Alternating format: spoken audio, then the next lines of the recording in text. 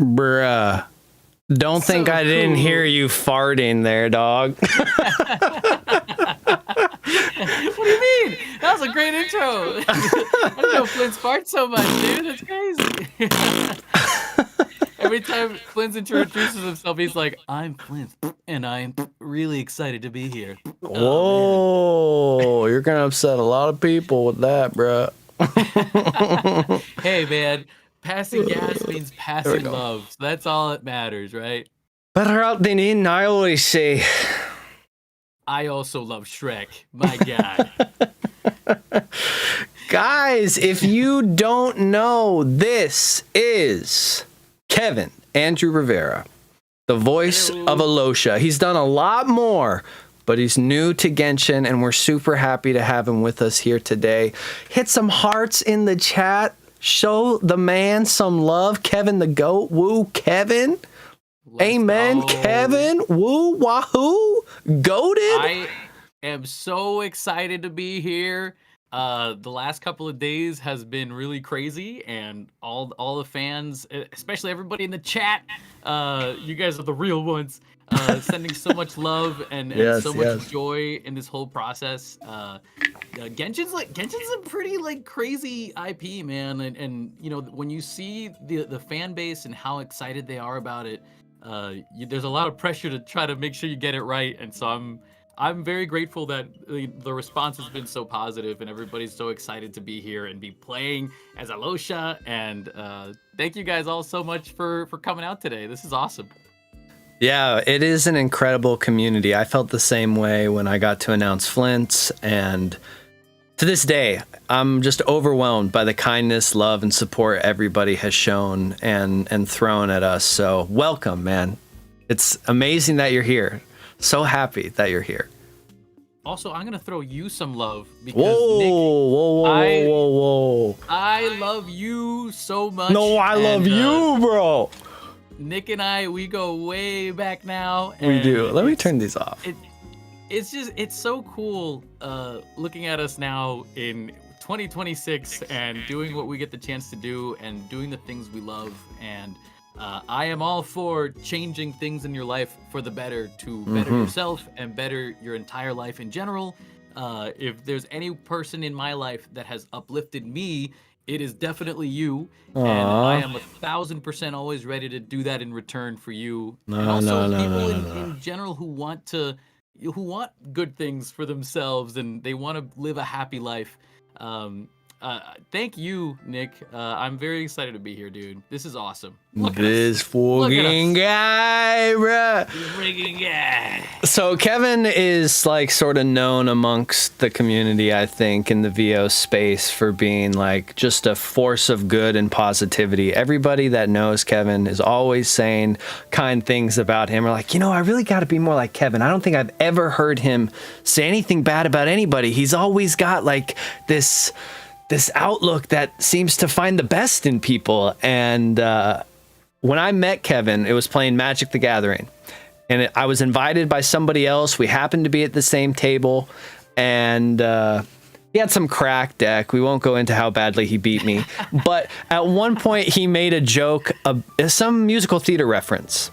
And I recognized the reference. So I don't remember if I made a joke along or if I sang I don't know, whatever, but you were like, oh, you know musicals, and then we started sort of like shooting the shit a little bit, and I don't remember exactly where I was on my VO journey at the time. I was still working full-time as a personal trainer, and I had maybe done bits on an anime at that point, but certainly not a lot of stuff. And you were like, do you have a demo?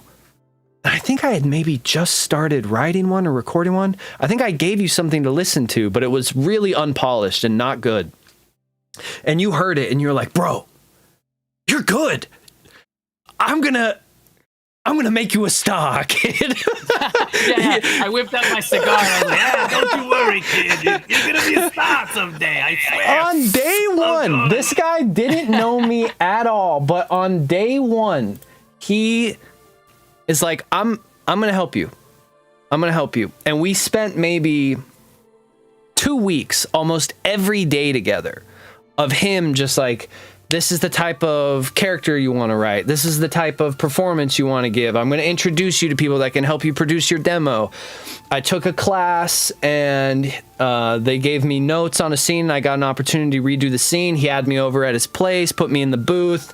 We were screaming World of Warcraft lines and fighting for the Elven Nation. He was coaching me on Rage, and then he helped me set up my voices.com account. And I've talked to VAs a lot on my channel about the Kevin Andrew Rivera method.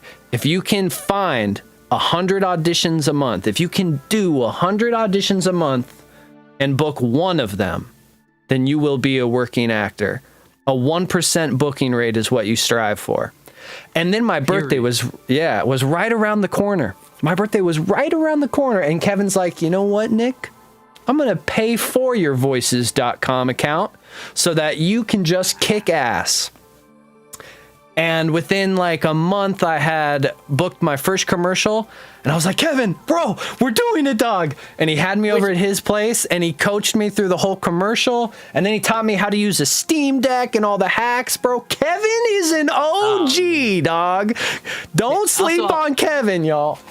I gotta throw in that when you booked that first commercial, I had so much adrenaline rushing through my own body because I was like, I want him to succeed and win and do everything he wants to do because, like, Nick, I've told this to you before, dude. Like, something I really love about you is how passionate you are.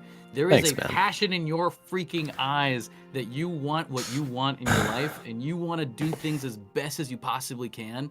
And I remember the first day I met you and I saw that in you and I was like, this guy needs to do anything he wants to do. How can I help him out? How can we get this to happen for him so he can accomplish his Shinobi way dreams, as Naruto would say? The greatest Hokage! Sasuke! And like, how do we get this to happen? And so it was really cool getting to see you do the things you got the chance to do. Dude, I remember when you told me about Genshin and when you bought Flins, and I was bro, like, let's go. I think you had texted it to me, and my hands were violently shaking because I was like, oh my god, he did it! Oh my god, this is so exciting! Oh my god! And like you would like busted your butt for all this time, and then this. Bro, like I didn't miss. I did those 100 auditions every month for like almost 18 months, I think, and then Flins hit. Dude. That, you know, and that's the thing I want to say to every other person that wants to be an actor. Like, if you want to commit to this type of job, like, you gotta be crazy enough to still want to do it, even after people tell you shouldn't do it. If you know you can commit that time and you can take responsibility on yourself to do this job, you can do it. You can get better if you keep practicing and if you keep working at it, if you grow your community and you meet the people that want to do this just as badly as you do. It's such a wonderful feeling when you have people around you that want to uplift each other in this type of industry, because it's not easy. It's not easy to be in this industry and feel like you can do everything on your own. That's why it takes a village. It takes a village. I am not in this position today because I'm just so darn good at everything that I'm just gonna book anything I want. Like, no, man. There are so many people in my life that have helped me push myself to this place in my life that I'm at now, that I'm really happy I can afford to have a beautiful dog. I don't know if you guys can see him in the chat, but this is my dog Link back here. He's sleeping, and at some point in our interview, I'm sure he'll turn his head around, but this is Link. He is the goodest of boys. I remember telling myself, I'm going insane if I commit to the work so much that all I think about is work. I need a dog to help me find more life focus and have a personal life and do other things like that. And, you know, taking care of another life in its own right is a whole another thing to be doing for yourself. And it's so worth it. It's so rewarding. It makes me realize I'm not just a robot just getting to work all the time. I love what I get the chance to do, and having little moments with a pup who you can spend time with and have excuses to leave the house and not always be working all the time. It's really nice and it's really grounding. Yeah, we went on some good hikes, bro. We have gone on some good hikes. Long talks of the soul. Yeah, don't dox yourself. Because, no, let's not get doxed. Although I would love to walk with more people on hikes. I think it's great because you get to walk around, you slow down, your dog wants to pee or poo, and you're like, all right, I gotta just stand here. I can't be stressed about what auditions I'm missing or like what Hmm. this means to me and what blah blah blah blah blah. And it's great, dogs are awesome. But on top of that, you're awesome. Aw. How is Brady doing right now? Brady's good. Brady's good. Tara has very generously taken him for a little trip. She stepped away from the house so that we can focus entirely on this moment with you.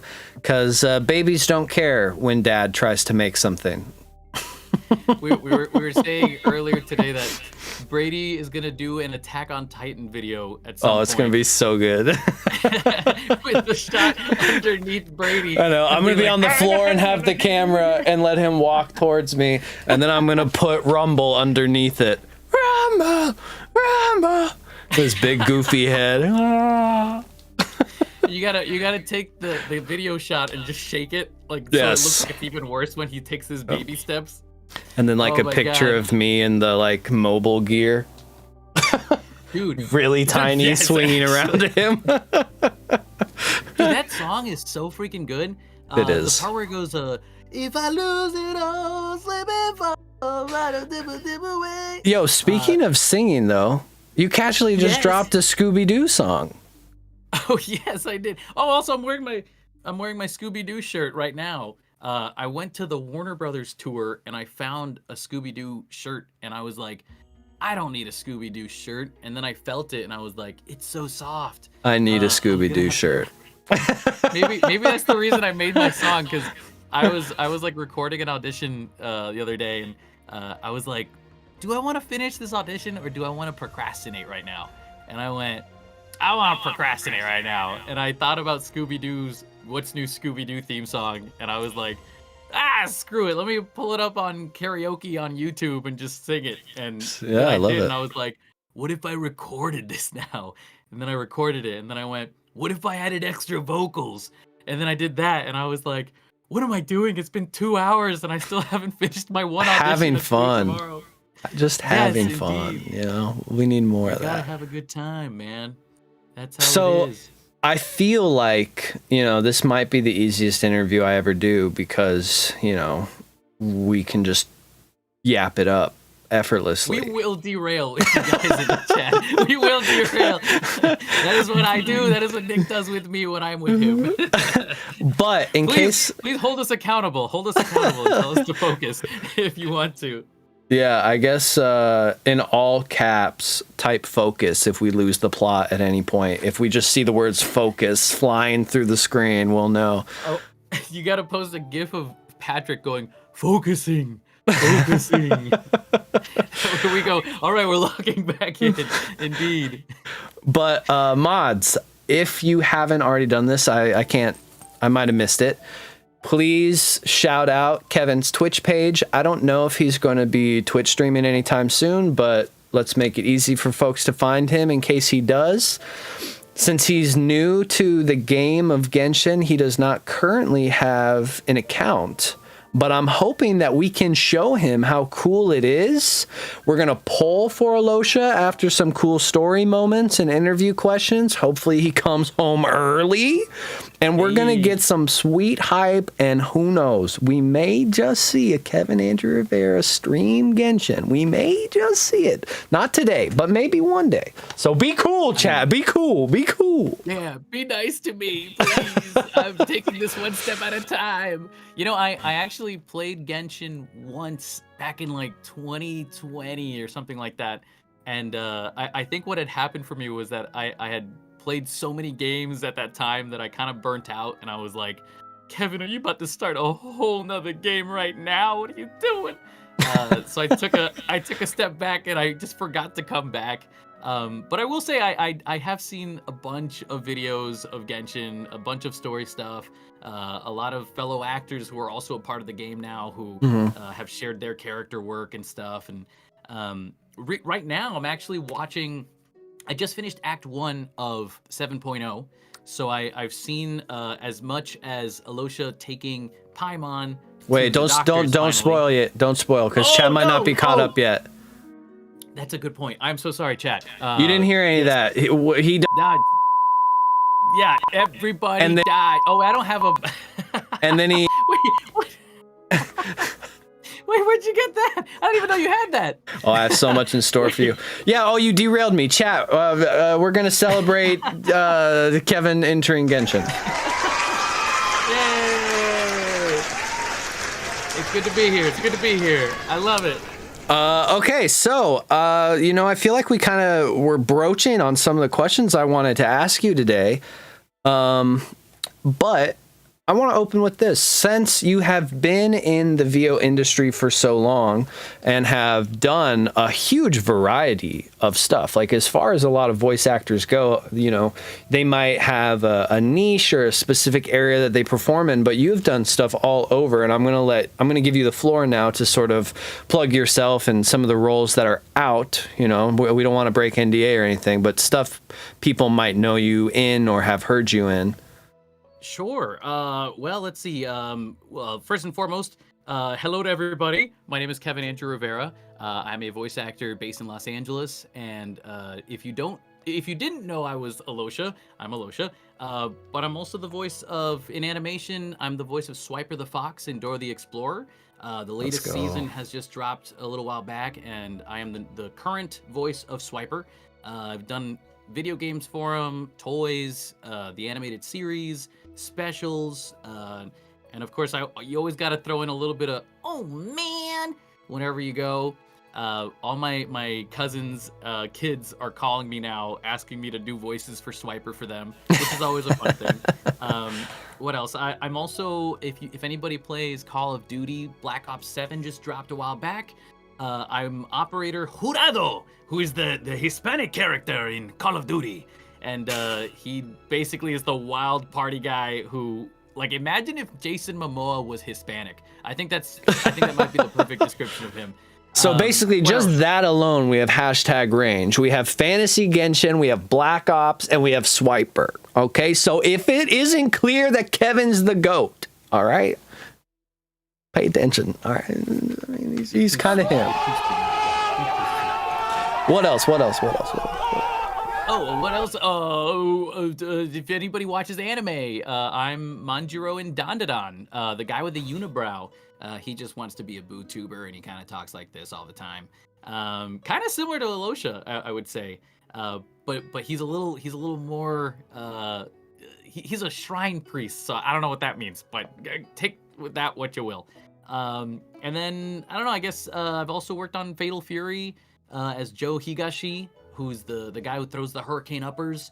And he's got this famous line that's like, heck yeah! And that's always a fun time. I notice a lot of the characters I play are very high energy dudes. It's either really high energy guys or just like really chill bros. Yeah, there's no in between. There's no in between. Have you met me yet? I am a crazy maniac. But yeah, that I guess that does kind of describe my work in a nutshell. But, wait, I feel like there were two others that are really cool that you should share. Oh, which ones are you thinking? Well, one you just announced, we talked about earlier. I just announced I'm the voice of Cerulege in Pokemon, the Poketoons shorts that are coming out on YouTube for the Pokemon channel. And it's funny because my guy, Pokemon usually say their full names and they go Cerulege or something like that. But my guy just said usually throughout the whole thing, and I was like, honestly, dude, he's so cool. That's all he needs to say is just. But bro, how many people can say that they voice a Pokemon? Like that's fucking sick. You should have seen me screaming in the booth when I first found out I was playing that character or the Pokemon, because I was like I had to stop the director and go, I want you to know, this is like my first Pokemon ever, and I'm like really excited right now to be here. And and now you can collect all the cards, can sign the cards for your own collection, get it graded. Dude, there was like a $400 Cerulege card that I was like, oh, do I destroy my wallet and get this, or do I just get the other cheaper cards? And so I got them both, and I'm Nice, yes, I went- goated behavior. I went home. I was like, listen, dude, you just can't eat barbecue for like 3 weeks. It's fine. You'll be all right. You know, Worth it, bro. Worth it. it's so worth it. I even got Ceruledge is one of my favorite Pokemon. And I even Before you got cast, is it? Oh yes, and No look, I got a way. little What are the odds of Ceruledge that? toy. Hell yeah. Well, I mean, that's why I just had a Yeah. trembling hand You're like, shaking vibe. Like, oh my god, can I say other things as Pokemon? And somebody was like, you want to be like a Politoed or something? And I'm like, Politoed! And they're like, nah, we don't like that voice. Let's move on to the next guy. I was like, oh, okay, never mind. It's okay. The Pokemon stuff's been really fun to work on for sure. Even like doing, I've done some like prelay stuff for Pokemon. There's a show called Path to the Peak, Pokemon Path to the Peak, which was a prelay animation Pokemon thing. And I remember them saying, hey, we need some Walla in the background. I don't know if you know anything about Pokemon, but like, could you just say whatever you want? It's like a trading card game show. So like, just talk about things as if you're a kid playing the card game. And I'm like, with my hat on, like my Ash Ketchum hat, turning it behind my head, like, oh, I got this. And I'm over here being like, oh, I got a shiny Squirtle. Oh man, the Squirtle squad's pretty cool, huh? Oh, dude, no way, a Charizard? If you Mega Evolve it, it could turn into blah, blah, blah. And I just kept on going for like freaking 2 minutes. And I remember we finished recording that, and the producer was like, oh my god, you like Pokemon? And I'm like, I love Pokemon. It's so cool. It's so awesome, man. I love Pokemon so much. It's I will say though, it's harder to get into the later generations, because what I'm starting to do now is I'm renaming everybody. I'm giving them nicknames. So I don't know what their real names are anymore. I just know I nicknamed them things. So like, you can show me a Pokemon and I'll be like, that's Billy Bob. And they're like, no, that's not Billy Bob at all. What's this know. Pokemon's name? Which one? Let me see. It's on my screen here. That is clearly Metagross. Definitely a Metagross right there. Do you have a nickname for them? I would have. Well, Metagross, I guess I didn't nickname Metagross because what was the generation? I think it was when I got to Black and White is when I stopped remembering all the names and I started being like, oh, Jim, like something like that. Paul. I called one like my dad, like literally called my dad, because I could summon it and go like, go, my dad, I summon you. My dad's gonna kick your dad's ass. My dad's evolving. Just like anything you can finally. say about your dad. Oh, finally, my dad. Or it goes, oh no, my dad passed out. Like, oh no, what did my dad do? That's crazy. It's just like when you play Zelda and you call yourself my dude. It's like everything you do in the game is super chill because you're just a chill guy. Or everybody in the game is a chill guy.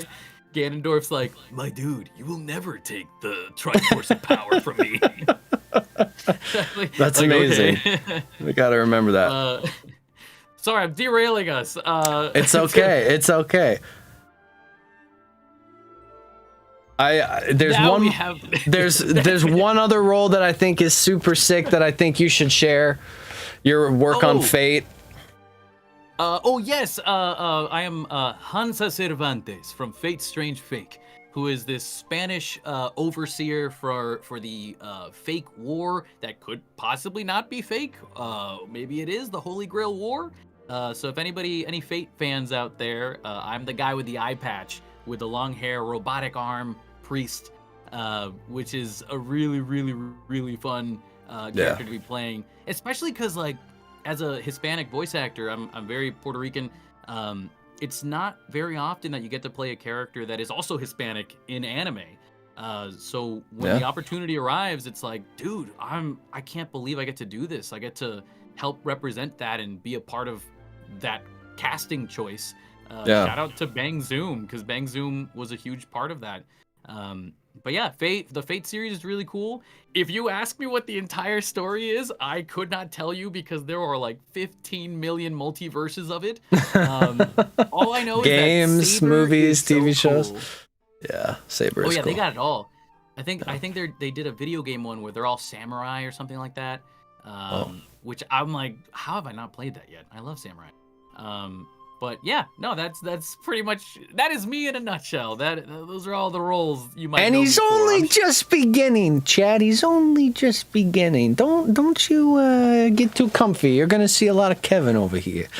Okay, so Also, I saw in the chat someone just wrote, Fate is a little convoluted, but so is Kingdom Hearts. How dare you? But yes, you're kind of right. you a big Kingdom Hearts fan? I love Kingdom Hearts so much. I grew up playing those games, and when somebody goes, "Wait, so Roxas is a nobody, but he's also a heartless, but he's also a person," and I'm like, sort of, kind of. But with time travel, Xehanort meets Xemnas, who meets Xehanort's heartless, who meets Ansem, who meets Ansem the Wise, what is happening? And I'm like, dude, I don't think I can explain Kingdom Hearts to anybody anymore at this point. But I understand it, so that's all that matters at this point. That is what matters. I'm so sorry. My work's cut out for me, Chad. No, this could be a great interview, I promise you. Okay, so bang, locking in. We're super focused. Focusing. Okay, so as somebody, how long have you been doing voice acting? Would you say that how many years has it been that you've been truly pursuing it? It's been since 2016, so we are hitting our 10-year mark now. Wow, that's awesome. I moved to LA in 2017, so I could say 9 years as an LA voice actor, but voiceover for me started really early on in college. When I went to acting school, my college professor was like, "What do you want to do with this degree?" And I was like, "I don't know. I just want to be on stage, or act. I don't know." And I took those 4 years to kind of just reevaluate all the things I get to learn. Like I tried to be a sponge and remember everything as much as I could, until eventually, like halfway through college, I had a professor who was like, "Here's a microphone, here's a video game audition that the university's doing, audition for this and we'll see where it goes." And Do you mind saying where you went to college? Yes, I do mind. No, I don't mind. I went to UConn, University of Connecticut, so and they had a video game audition. That's fascinating. So long ago. In the University of Connecticut, they had, I believe, a video game designing major as well. So they had like this whole program, and so they would reach out to the acting program and ask them if they'd be interested in auditioning for these things. Yeah. And you're never gonna want to say no to an opportunity to audition for something. So yeah, I was so excited because I grew up playing video games, watching anime, and all this other stuff, that when I heard that opportunity, I was like, yeah, let's do it. Ended up getting the job that they were, looking for. Worked on it, and my professor was like, you should do this. Like, why have you thought about voiceover before? And I'm like, I didn't even consider it, because at the time I thought I was gonna just move to New York and try to audition for Hamilton or something at that point. Which didn't happen, but now I love Hamilton, so it's a great musical. But yeah, I mean, that's pretty much what got me started in college. Okay, so 10 years of acting.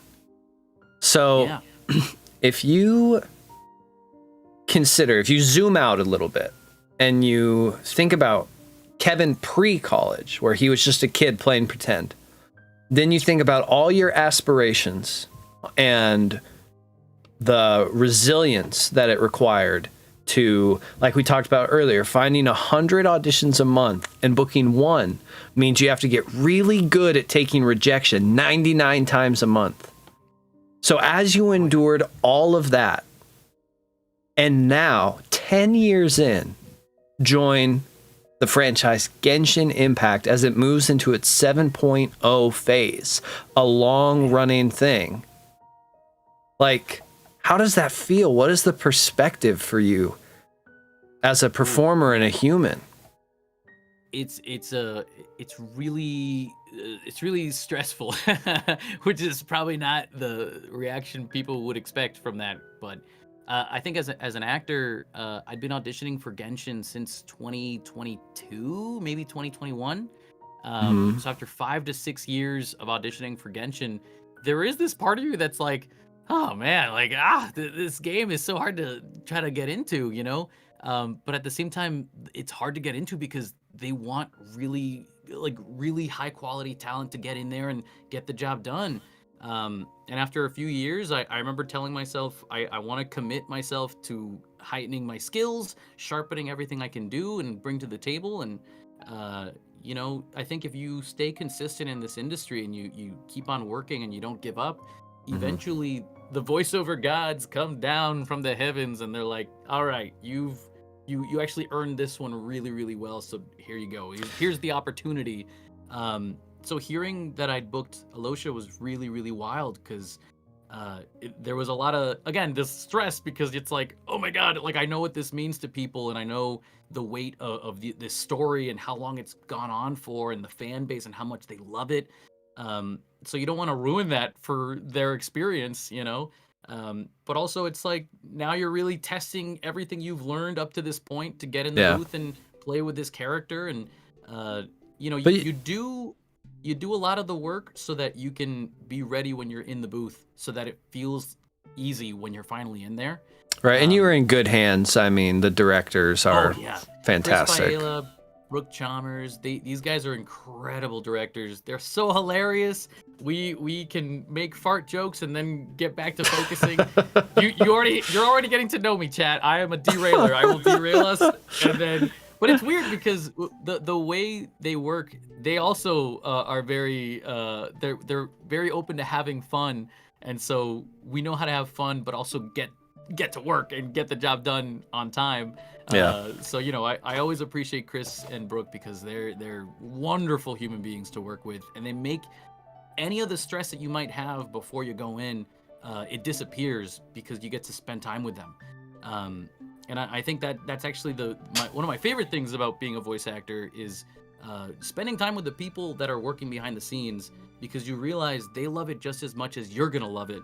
And if you didn't love it before, they're gonna make you love it because of how much they love Mm. it.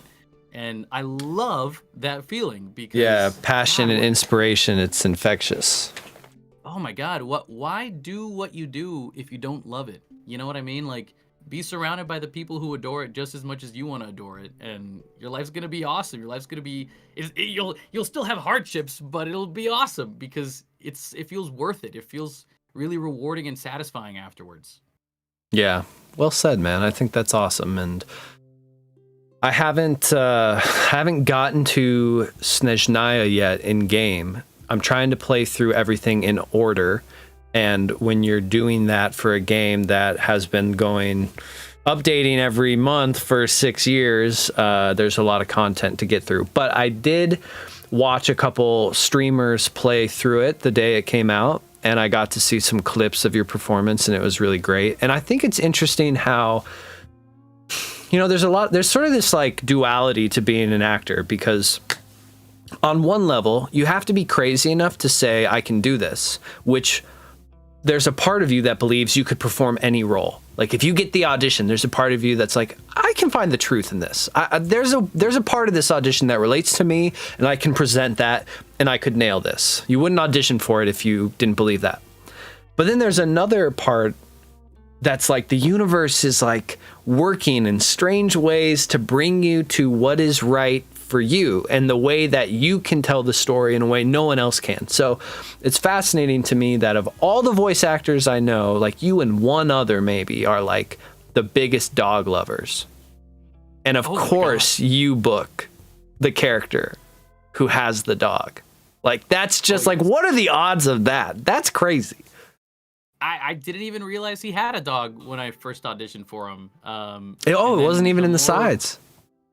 it's either that or I don't remember, because I Yeah. do get goldfish memory brain sometimes, Yeah. a lot of times. It's really cool because when I did get to go in and I started reading that he had a dog named Tugarin, I immediately connected that to my dog Link, and I was like, guys, I think this is gonna be super chill to work on because I feel like there's like a kindred spirit. Like I understand where Alyosha comes from when he does what he does. Granted, I'm not a Robin Hood type. I'm not out stealing money from the rich to give it to the poor. But I want to help others as much as I can if I'm able to. But I do remember there was a scene in the beginning of Act 1 where Tugarin is eating jerky on the floor from Paimon. I don't know if this is too much spoiler, but it's a funny moment. But I'll just share this one moment. He's eating jerky from Paimon, and I'm in the middle of Alyosha's in the middle of talking to our traveler, and then suddenly he kind of just turns to Tugarin and he goes, "What are you eating?" And it's not even like a "What are you eating?" It's like a "No, stop doing that." Like, why are you doing that? And I talk to my dog like that all the time because this guy picks up stuff from the floor when we're on our walks, when we're in the kitchen, when we're anywhere. And I'm like, is that chocolate? That better not be chocolate. I swear to God, that's not good. And I saw a lot of comments in the chat and on social media recently where people were like, "Dude, you know this guy's a dog owner because that's how I would talk to my dog too." And I'm like, yes, you understand. That's Bro, it had to be you. It has to be just like that, man. It had to be you.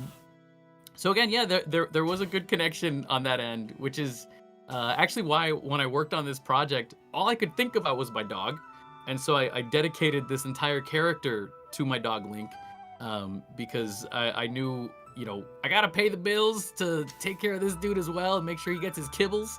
And I put my heart and soul into Alyosha. And it keeps you going. You care about people in your life, and you want to do what's right for others and what's best for others as well. And yeah, well said. I'm just a dog dad. That's all I am. Yeah, and a good one too. And now virtually and in the real world. That's right. So now, if I ever, maybe what I should do is just start booking as many characters with dogs and just make that an entire thing. Just have all the dogs and collect them like Pokemon cards. And I think that would be pretty good. You know what I should do? I should get a dog Magic the Gathering deck. Yo, now we're cooking. Yes. I was talking to my when is the Magic the Gathering Genshin collab coming out? That would be sick. That'd be super Wizards, cool. Get on it. Genshin, come on. You could do all the characters in the game and just make them all like commanders, and then we'll all yes, just start bro. fighting each other. You could do it easily. You could easily do it. I think if I could, I would just make as much artwork as I possibly could where everybody just has Link's face on it.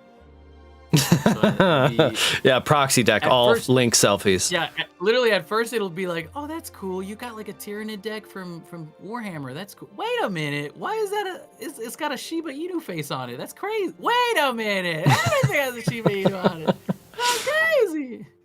But so, yeah, that would be pretty funny. I think we're doing a really nice job on this interview. We are 45 minutes in, and I've asked one question on my list. This is going to be a 4-hour interview. And chat, Kevin told me he had nothing going on tonight, so I can keep him as long as I want. By all means, ask me everything and anything. This is what the weekend is for, baby. Okay, so I want to try and put a little button on what we were talking about before with the discussion of sort of the grind and not giving up. And lately, I heard a song lyric and it really resonated with me in this space. I think it's applicable to whatever your goals are because nothing in life is particularly easy.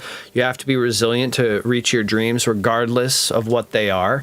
But especially in the VO and the performance space, the only way you get to compete is if you don't retreat.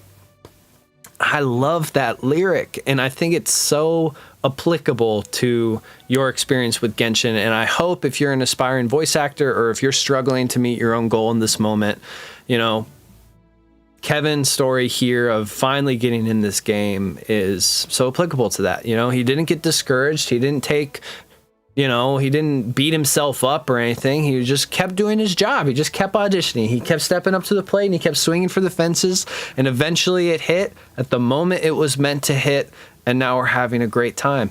And all of that grind, all of that commitment and struggle and reflection just helps you grow and puts you in a better position to succeed when the moment is there.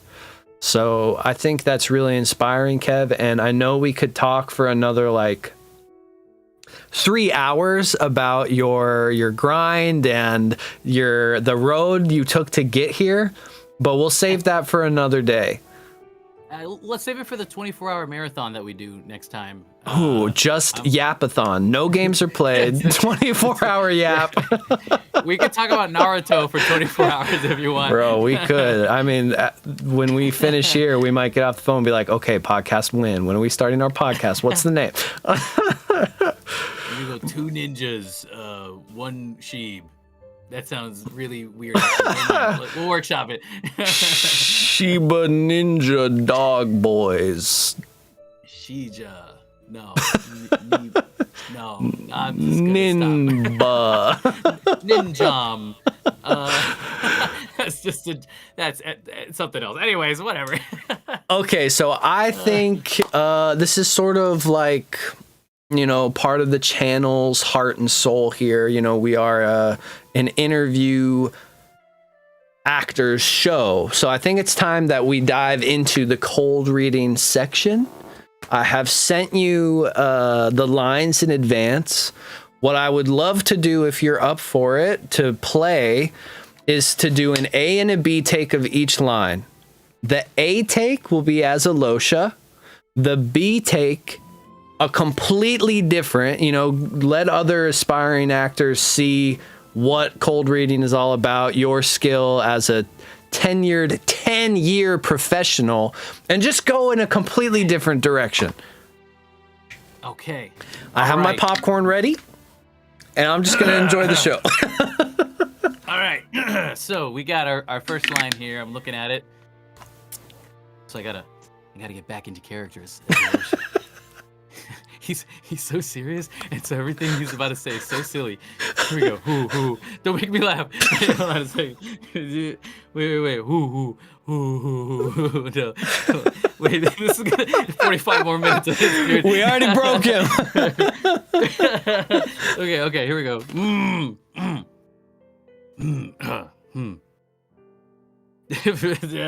almost there. Hoo. Damn. I need more primos. For real. On God. On your mama. No glizzy. No cap. 6-7. 6-7. The heart of today's Holy, youth. that Is was what so they say? good. No, I'm just telling you where it came from. Oh, man. That's good. Thank you, heart of today's youth. I've got my finger on the pulse. I know what they're about. Chad has taught me that's really their entire, what's coursing through their blood is those lines. Especially the 6-7. I forgot to do this, but I should have done it. Ah, darn. Okay, do you want a B take of this? You want me to do one more? I would love a B take, but I am seeing occasionally a request for your volume to go up. Can you turn your gain up just a little more? Ooh, okay, hold on a second. Wait a minute.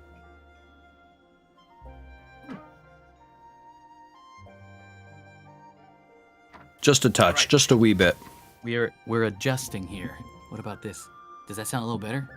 I think it does. Do you see the mic now? Now you know I'm recording with a microphone. There we go. Oh, I think my head's blocking it.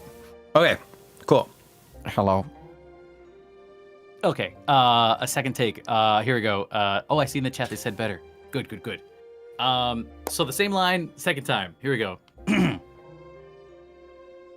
Damn, I need more primos. For real. On God, on your mama. No glizzy, no cap. 6-7, 6-7. Oh, he even hit us with the goaded movement. You know, that's what we do out here. That's how we try to get it out there, Okay, chat. That has to bring Alyosha home. We're gonna do our first poll. We're gonna do our first poll. Right easy on that. Easy on that. But that does mean I need to turn this audio on so that if he comes home. All right, chat. Let's do this. I'm gonna bless you with the powers of Alyosha. Here we go. Bless. Come on now. Come on. Bless him.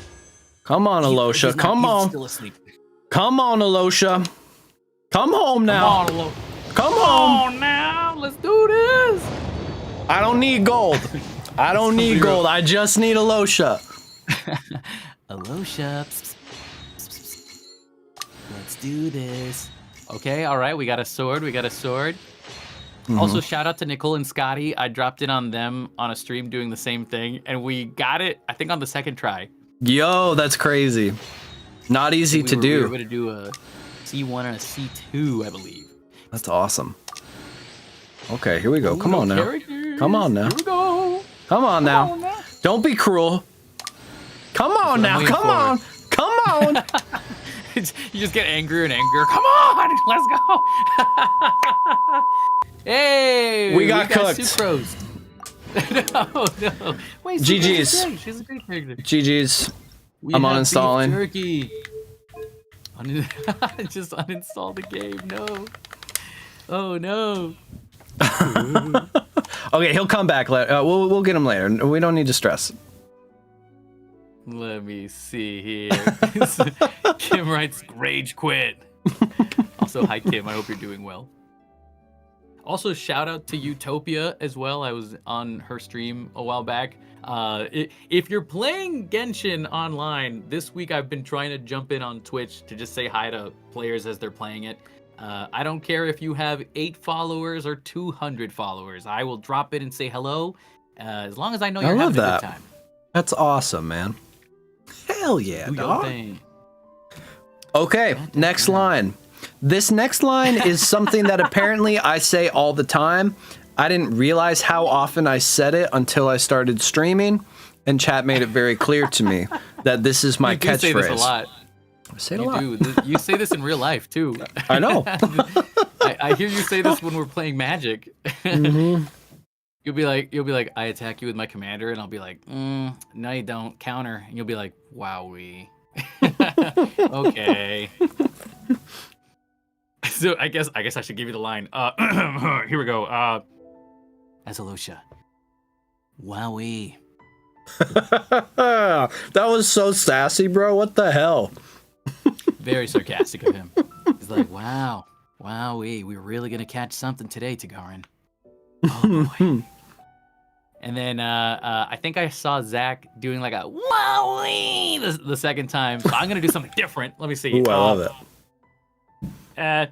Okay. Here's my Donald Duck impression. How about this? Holy That is as much as goated! I can get out of that. Does that hurt to do? No, it's like a air pocket thing where you can just go. I picked it up because I saw online that people were teaching others how to do it, and I was like, well, how do I do it? I want to learn how to do the Donald voice. And then I something really clicked, good. and I was like, ugh, I can't do it with this side though. This side sucks. It's a bad cheek. That's what she said. Yeah. Was that you, or was that the button you just pressed?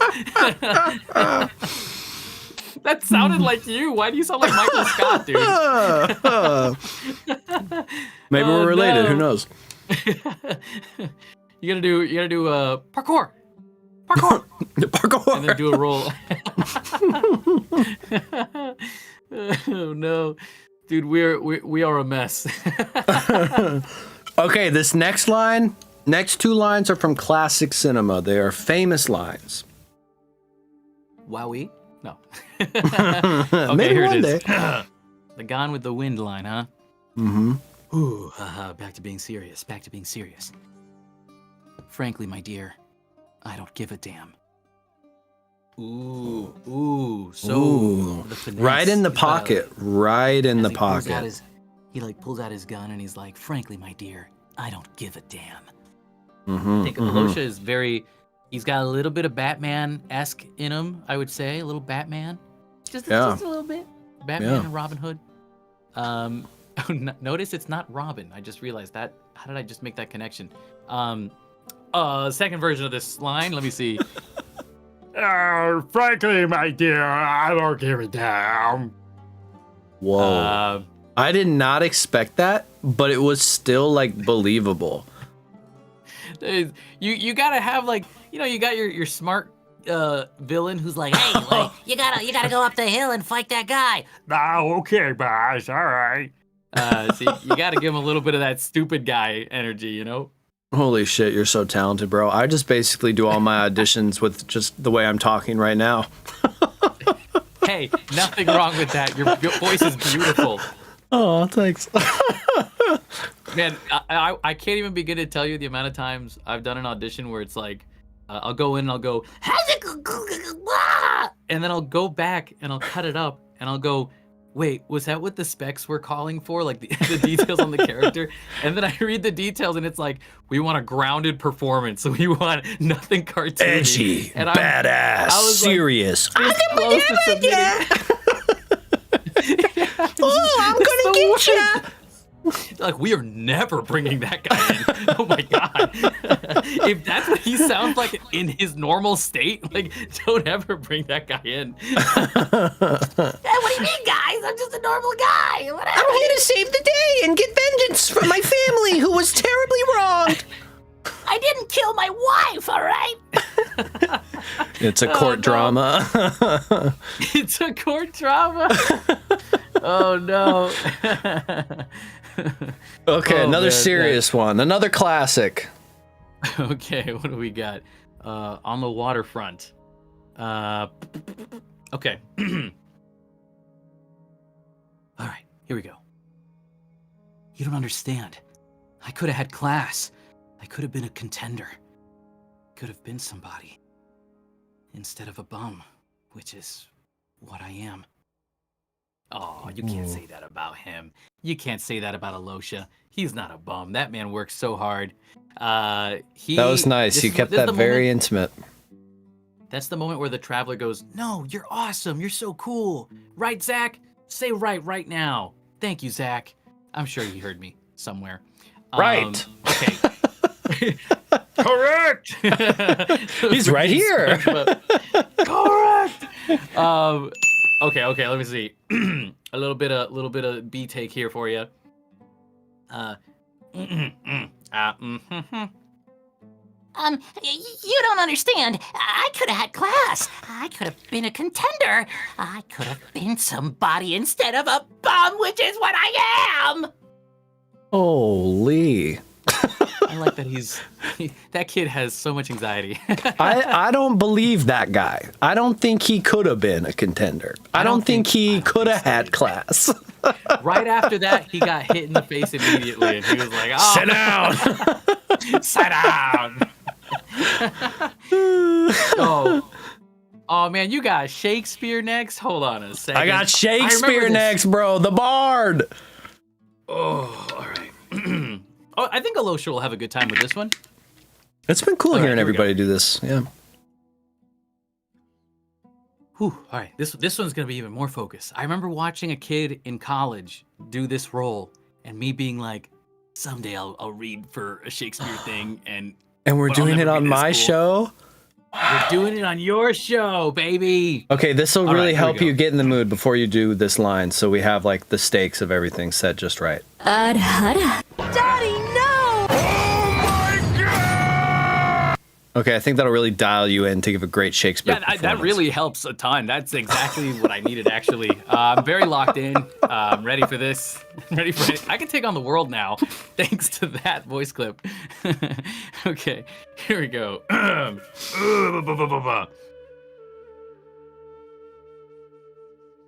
To be or not to be? That is the question. Whether 'tis nobler in the mind to suffer the slings and arrows of outrageous fortune, or to take arms against a sea of troubles, and, by opposing, end them.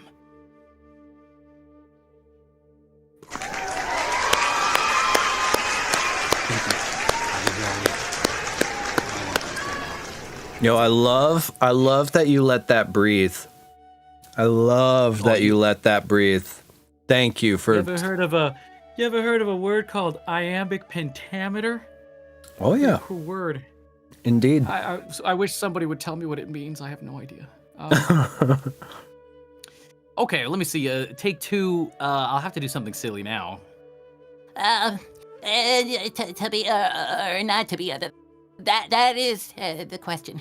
Whether 'tis nobler in the mind to suffer the slings and arrows of outrageous fortune, or or to take arms against a seas of troubles, and by opposing, end them. Oh, that guy's messed up for sure. He's Okay, messed up that for sure. but that vocal print was really interesting because it was like it had the sort of like cowardly, unconfident stammer going, but simultaneously it was such a young sounding character, and then you sort of tweaked it into a more sinister place. Can you do that same vocal print again, but just like the youth, and do the waterfront line again and just be like the most wholesome, innocent kid ever? Because that vocal print was kind of awesome. So the younger voice kid, Yeah. but you want him to be sinister at the end? No sinister. No sinister. No sinister. Just that sweet, darling, little guy. Okay, here we go. You don't understand. I could have had class. I could have been a contender. I could have been somebody instead of a bum, which is what I am. Bro. All right, everybody send that kid money on Venmo. His Venmo. The most at is lovable Little character Cat of all Boy. time? I don't know who that is, but the most lovable character immediately? And now that the comedian in me wants me to punch him in the face. No, protect him, Oh, protect no. that dude. That poor kid. You know. Oh no. That was That's great, bro. terrible. That was great. I don't know if you've used that vocal print, but you should be doing the sweet little guy all the time. That was great. I do like doing the sweet little guy voice. That he is a fun one to do for sure. Yeah, that was awesome. I can't do it. I can't get there. I can't get sweet. I've never been sweet. I can't figure out how to portray sweet. I can't get Hey, little either. hey, I not with that rarely get attitude. guy. You're sweet in my heart. Thank you. Why are you laughing? I was being very serious. Why are you laughing? I fooled him. Oh man. Oh well, now we got to do a villain voice for the next one. Ooh, yeah, Oh, just you got the B movie. Oh no. Okay. All right. Okay. Let me lock in. Alyosha, and then I'll give you a villain. According to all known laws of aviation, there is no way that a bee should be able to fly. Its wings are too small to get its fat little body off the ground. The bee, of course, flies anyway, because bees don't care what humans think is possible. No, I messed it up. Bees don't care what humans think is impossible. There you go. Boom. A B take. we'll splice it in post. Yeah, exactly. yeah, Easy. we'll Just fix it in take post. impossible, put it on the front of the A. Fantastic, bro. Now we have a villain voice. According to all known laws of aviation, there is no way that a bee should be able to fly. Its wings are too small to get its fat little body off the ground. The bee, of course, flies anyway, because bees don't care what humans think is impossible. Wow, that laugh too, bro. I feel like it's really hard to have any laugh really, but the villainous laugh in particular to come off authentically. And I don't know if it was intentional, but the choreography of the lean in and then the lean out on the laugh really gave it a lot of life. Because now you're in on the secret, you know? Now you get to hear what's up. Yeah. That's This is why you watch Interview Impact, y'all. You come here for the acting skills you can steal. When you laugh, lean in, lean out. Oh my god, I'm blooming! Right into it, chat. An unexpected bloom. That was just Kevin blooming. I'm just blooming. Don't you guys love blooming? It's the best. Oh, I'm blooming, yeah. I'm blooming! I'm bloomed! Oh, my blooming is blooming. Oh my god. Okay, we need the Alyosha bloom though. Like I'm gonna crash out if I don't get the Alyosha bloom. We gotta do a little he says, "Oh my God, I'm blooming." I thought it was just "I'm blooming." No, oh my So he God's goes- in there. He goes, "Oh my God, I'm blooming." or you could do a, Oh my God, I'm blooming. Whoa, I like what you found there because He's just so excited about blooming, dog. so many characters in this game are like their emotional range is like Keanu Reeves. You know, it's like this big. Everybody's like pocket is like right here. Like there's everybody just right here. So many Also- people that have read the "Oh my God, I'm blooming" line almost do it that way. Almost everybody hits it with an internal discovery. Oh my God, God. I'm blooming. You ever seen South Park?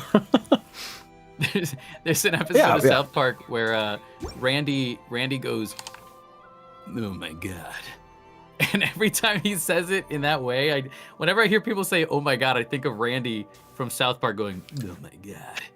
And anyway, that was my vocal stim that just popped in my head. I might have ADHD. Who knows? Okay. Also, shout out to, I just missed the name, Salunia, who said, "I'm glad I walked away on my phone from my family for that." I appreciate you doing that. With us going, "I'm blooming. Oh my God." Salunia, turn it back up. Go back to your family real quick. Naughty boys who don't do what they're told need a little punishment to keep them in line.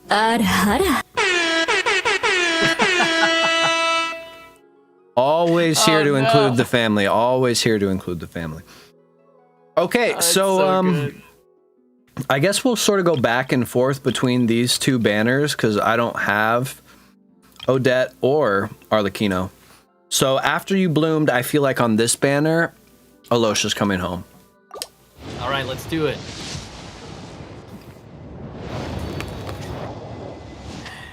Nick, you're a menace. Everybody in the chat thinks you're a menace. I think they like it. You have to flirt see, with we got a death book. to feel alive, you know? We've got Sky Rider Sword, He's coming We home, got- bro. Black Tassel, Maybe if I bark. Debate Club. Maybe if he thinks I'm a dog, he'll come take care of me.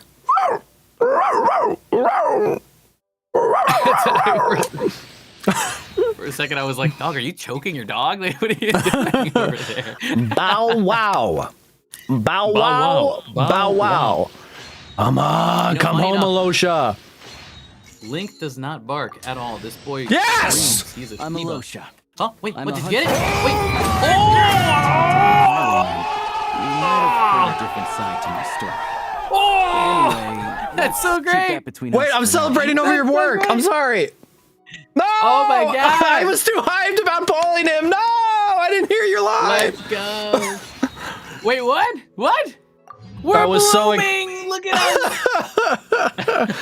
Let's go. You got him. Let's go, baby. First pull on that banner, too. That's pretty goated. Bro, all you needed to do was some choking dog barks just to get the good luck going.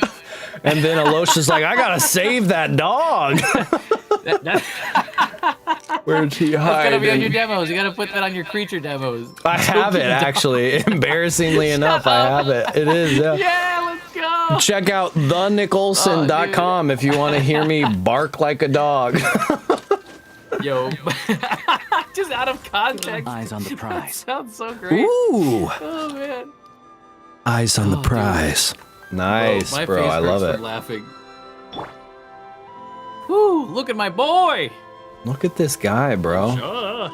Swag, swag, swag. Hit that swag. Oh, Also, parkour. Okay, Swag, parkour. swag, swag, Ooh. swag, swag, swag, Parkour. swag. Parkour. It's me, Alyosha. I'm walking around the Rosha. I can't Oh! rap. I can't rap. Ooh. Wait, he fights with Oh, a I just did some spear? YouTubes. He fights with a spear. He's got a gun. He's got his doggo coming in. I want Guardians to aim the attacking left and right. gun. I feel betrayed. I want to aim the gun. Oh, there's got to be a setting for that. Because I know you can do it as the Traveler. That must be in that Let's see. particular game mode. Look at this guy. Also, isn't it cool that like the animation when he gets really serious, he puts on his hoodie so that he could be more like Batman. And then he takes it off and he's like back to being a regular guy. I love that for him. Also, shout out to Alejandro Saab, who has a VTuber character that he has. He's been that so looks like, very similar. yeah. Like I saw the post online and it made me laugh so much because it really does look pretty similar. Shout out to him, man. That's awesome. Guess not that much. The hair color, maybe. And they gotta just high five each other in an artwork or something.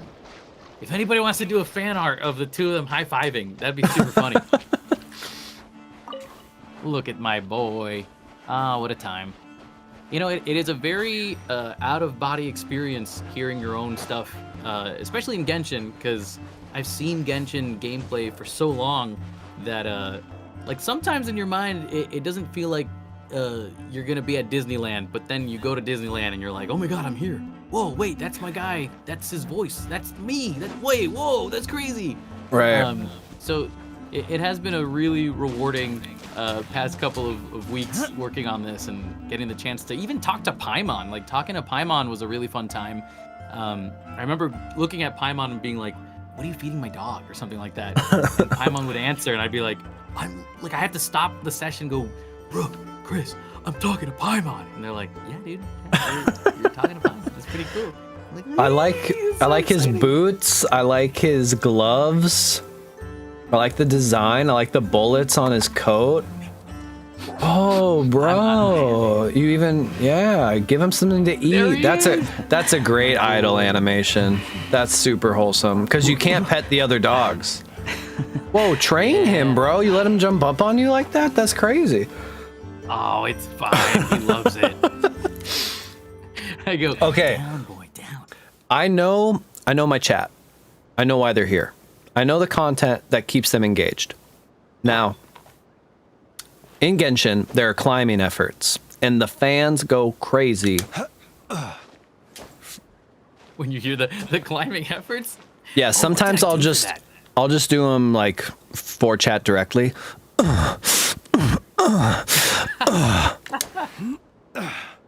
So I think it's only appropriate that we highlight Alyosha's climbing efforts right now. All right. It goes. That's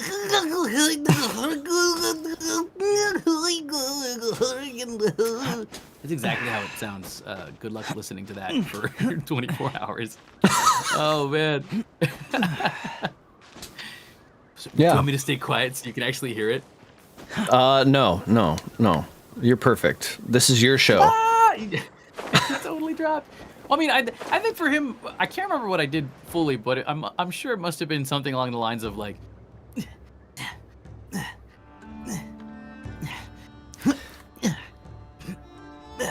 Okay, we're gonna role play a little scene because this is like a special treat for chat for being here with us today. Oh, Alyosha, what a pleasure to have you here with me. But unfortunately, in front of us is a massive mountain.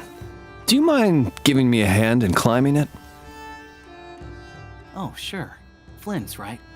I've heard a lot about you. Oh. I'll go ahead and start climbing now. I'll follow behind.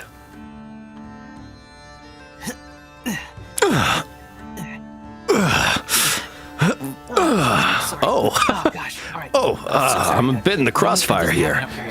I'm so sorry. The dog smelling immediately afterwards, bro. Tagarin's climbing up. Tagarin, stop. You're embarrassing me in front of Flins. No, don't open your mouth, Flins. No, stop. That's Heavy crazy. bean diet, I see. And we're at the very top. Okay. Yeah, jerky from Paimon. Sorry about that. Embarrassing. I'm a big fan, so. If you ever want to adopt a dog, come find me. I've got all kinds of things, and I know that any of them would be in good. That's how their conversation would go if they ever met. Oh my god, the farting, bro. I was not prepared.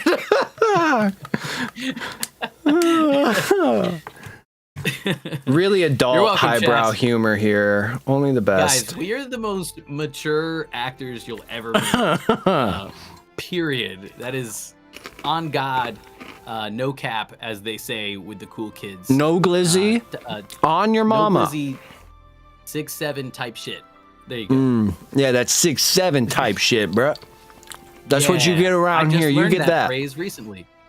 Shout out to Hunter McCoy for teaching me type shit, because that is a new phrase that I learned a while back. And I swear, when I learn these new phrases, of course he knows. I slowly start to put on my reading glasses more and more, and just be, all right, well, what other phrases can I learn today? Come on now. Type shit? Oh, Hunter. You want me to type shit? Why am I typing that? That'd be crazy for me to type that. I feel like Alyosha would not understand that either. I'm almost certain that would go over his head. Very similar to how Alyosha is not good at games, even though he loves games. But he always loses, and he gets swindled really easily in this world. He goes, wait, how did you do that? All right, you tricked me that one time, but you're not going to get me again. And then they get him again, and he's like, well played, well played. I'll kill you. I'm going to figure you out. Yeah, and then he just kills everybody that keeps beating him. No more of that. Oh, what a guy. Okay, well, we're going to move on to some new questions here, and then I think we'll return to some cold reading. Let's do it. Okay, so this is the last section of sort of voiceover-based questions. In what ways do you feel that your artistry has changed compared to, say, I don't know, what was the character you first booked that you're like, oh shit, I might be able to do this? Like, this is a thing I might be able to, like, really do, and something you were proud of doing. Compare that moment to this moment. Like I was super nervous to start out for the first time experience, or like you've been in the voiceover game for 10 years. So you have grown as an artist. The first role you performed, you had a completely different POV on life. You had a different POV on your skill set, your confidence, the type of performance you could give. And now how you feel today. In what ways has that radically changed or shifted in a way you didn't expect? You know, it's interesting. I when I first started out, I acknowledged that I don't know anything, which is weird to say because I got an acting degree, but I also realized that the voiceover industry is such a different medium that I knew I had to pretty much start from scratch. Not saying getting an acting degree was not worth it. It was very worth it, and it gave me the confidence to step out into this industry and do what I get the chance to do. But I knew that I had to relearn a lot of things, and kind of, it's almost like when you go from playing a guitar to a ukulele, like you're learning how to retranslate everything again. And as an actor, I knew that because it's a different medium, I needed to learn it in a different way now. So it was easier to translate, and it took me less time than it would have had I started from scratch. But I think learning to just say, I don't know, like I don't know how to do this yet, is something that I've kept with me even now. I have been doing this now for 9 to 10 years, and sometimes I'll still go into a session and somebody will be like, hey, can you do this? And I'll go, I don't know. Let's find out. Let's give it a shot, because I'm not going to pretend to be the smartest person in the room, because the truth is I'm not, and allowing myself to have that grace to, be silly or be dumb, will the best benefit you get from that is that you will now know the thing that you don't know. I've tried to keep that with me all this time, even now. And it's weird because I look back and I see all the things that I didn't know back then, and now I know, and I'm like, oh, like I don't have any regrets about it because I simply didn't know, and now I do. So I guess the way I've changed from the beginning to now is that I guess I know more.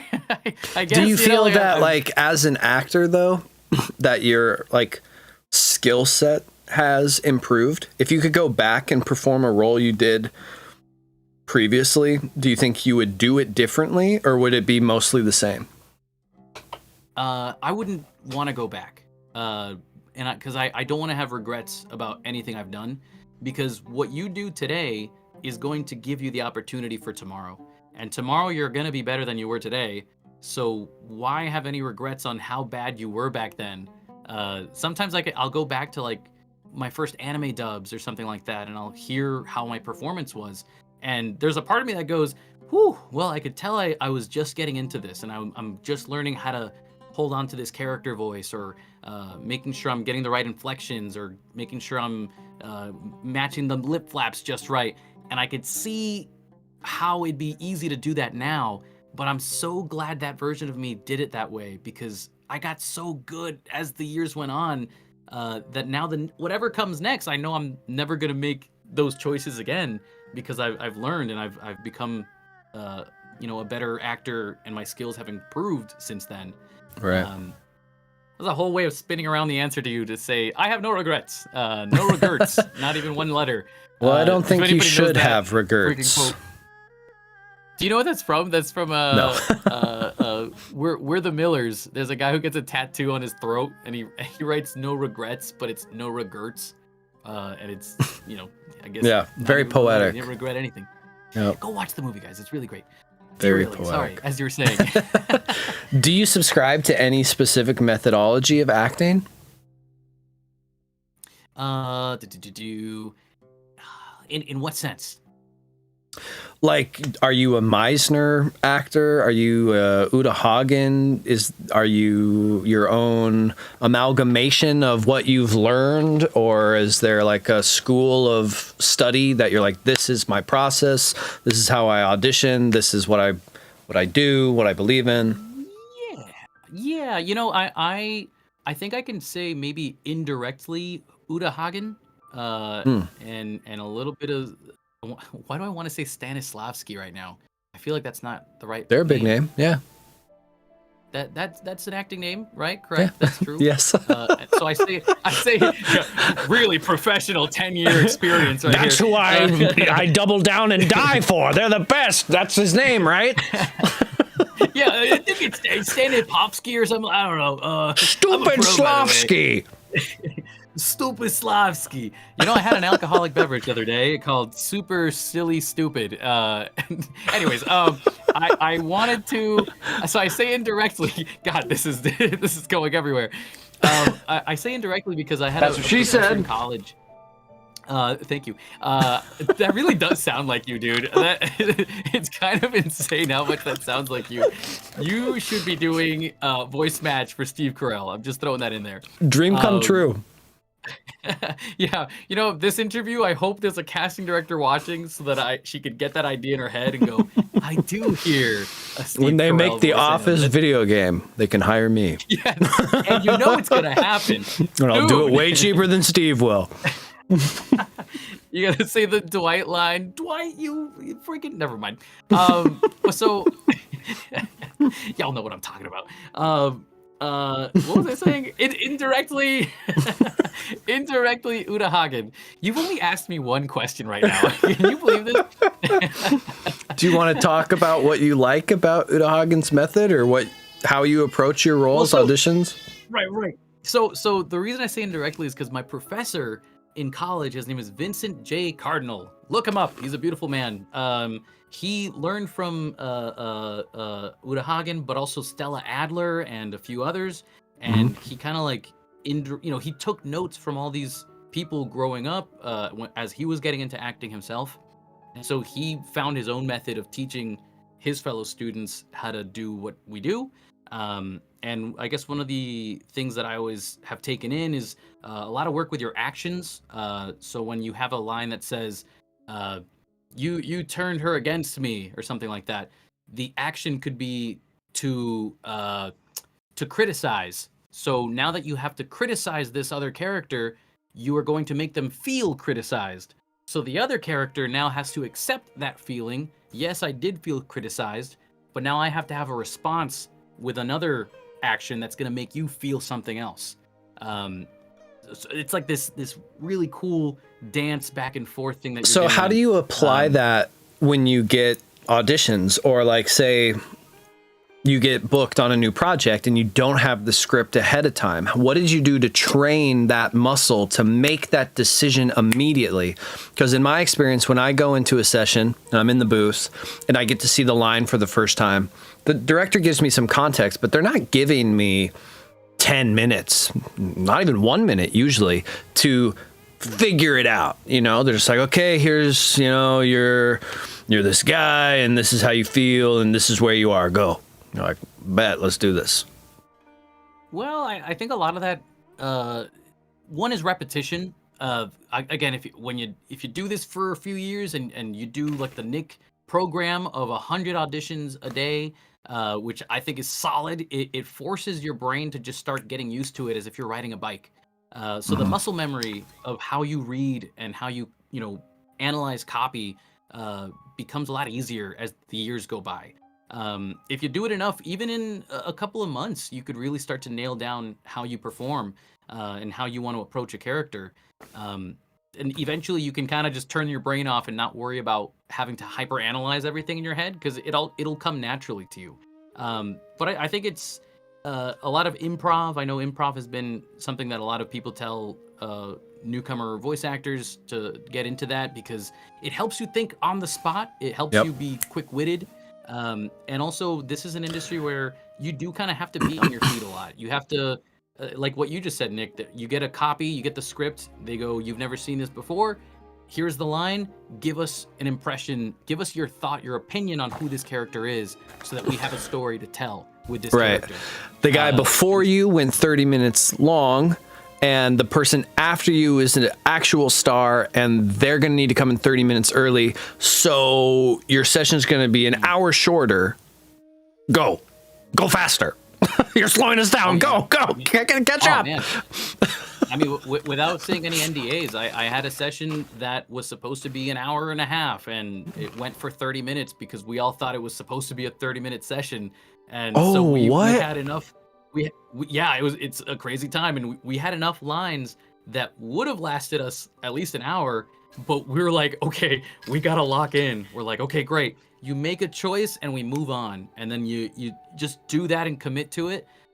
You basically all agree. You handshake and say, no jokes in between. Kevin, do not derail us today. And I go, okay, I got it. It's okay. I won't do that. How many lines did you get through in 30 minutes? I'll be honest with you, I can't remember, because it was like you lock in, you just start going, and then by the time you finish, you're like, all right, we did it. It's done. We'll play it back later, and then you play it back and you're like, cool, we got what we needed from these performances and they're solid. We gotta go. You gotta go home because the next guy's coming in. So sometimes that is gonna be the case where you're gonna have to lock in and really just do what you do. But that's why you do this continuously. You repeat the process and you repeat practicing every single day as much as you can, and expose yourself to as much of this work as you possibly can. And then eventually, moments like that could be very, very stressful, start to feel a lot easier because you know what you got to do, Right. Hopefully that answers your question. That was a 12-minute answer for you. I'm so sorry. Oh, no, bro. It was a great answer. So getting a little more personal then, do you feel like when you got started in your acting career that you were, like, what was your disposition? What was your confidence level like? Like, were you inscrutable and unshakable? You could handle any rejection. You don't have anxiety? Or when you started, was it like, oh man, I'm putting myself out there. I hope everybody likes what I'm doing. Like, where did you fall on that spectrum? I think acting school really trains you to be numb to people's no's. For sure. But what I mean by that is, when you hear no all the time, your professors for those 4 years basically drill that into you. I'm not saying they bully you or anything, but like they do remind you a little bit. Like, hey, we know you're good here in this moment, but just know there's like 12 other dudes that want this job just as much as you do. And if you even stop trying for a second, we can snap and the next guy's going to walk in and do it for you. And we won't have trouble with that because this is a business and we need to get the job done with the highest quality possible, because this is what we're selling to the masses, and we want them to be proud and happy with what they're getting. Well, especially in so it's VO like- too, it's not 12, it's 800. Oh yeah. Oh yeah. I mean, man, if you're a casting director, I give you all the praises and all the love, because I can't imagine having to listen to the same lines 500 times over again. I mean, just for all the listeners out there, just think about this. Imagine getting an audition and the first line is, "What? What do you mean?" 500 auditions. What? What do you mean? What? What do you mean? What? What do you mean? What? What do you mean? It's like, dude, how many times do you hear the same word over and over until it becomes nothing, you know? Right. Again, major props to all the casting directors who have to sit down and listen to all that. And even major props to the assistant that has to help the casting director listen to all the ones that the casting director might not have to listen to in the beginning, like round one. So that, yeah, I don't know, everything like that. It's not an easy thing to go through, for sure. Yeah. Yeah, it's a battle. So with that in mind, what is your process for handling criticism and rejection? Handling criticism and rejection. I think the only critic I can truly listen to is myself. When I'm in the booth. I take my director's notes as guidance and not as criticism. And I think when I come out of the booth, That's great. You should say that again. reanalyze. My director is not a person who is giving me critique. My director is the person guiding me. Yeah. I mean, that'll change your entire day. That'll change the entire session. Oh yeah. Like they want what's best for you, because doing what's best for you will help the rest of the project be awesome.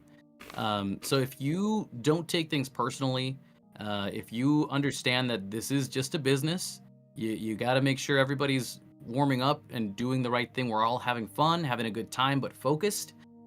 You can make wonders happen. You can make magic happen in the booth. Nobody in the booth wants to be your enemy. They want you to win just as much as they want to win. When you win, they win, and when they win, everybody's happy. And I think that's a really nice thing to do. But again, I say we'll always criticize ourselves as artists, because we want to be better. We always strive to be the next best thing that we can possibly be. So I don't think there's anything wrong with that, but hopefully you don't put yourself down enough to tell yourself you're not worthy of that, because the truth is all of us stress out about not being good enough or messing something up. To me, one of my favorite things is when I talk to other actors that I really admire and I hear their work, and I go to them and I go, "How did you do this? How did you do this character?" And they respond with, "Oh my God, I was so nervous. I was so anxious," and blah, blah, blah. And I'm like, what? You? Like, the person that I'm admiring is stressed out. What a sigh of relief it is to know that it doesn't matter what level of proficiency you have in this career, we are all still actors trying to do our best. Right. And also to go back to, I don't know if I answered your confidence question. I think confidence is something that I find that when you know enough, when you try to learn as much as you can, learning gives you the power to have more confidence. Because now that you know what this thing you're doing is, you know how to go in and do it. And then you're going to learn something else you don't know. And then now you're going to know it. And then you're going to get better. So, maybe I started off with a little bit more confidence because of college. But then I stepped into the world and I went, oh, there's so much I don't know. But like, it's so freeing to know that I don't know. Because and life's going to get awesomer.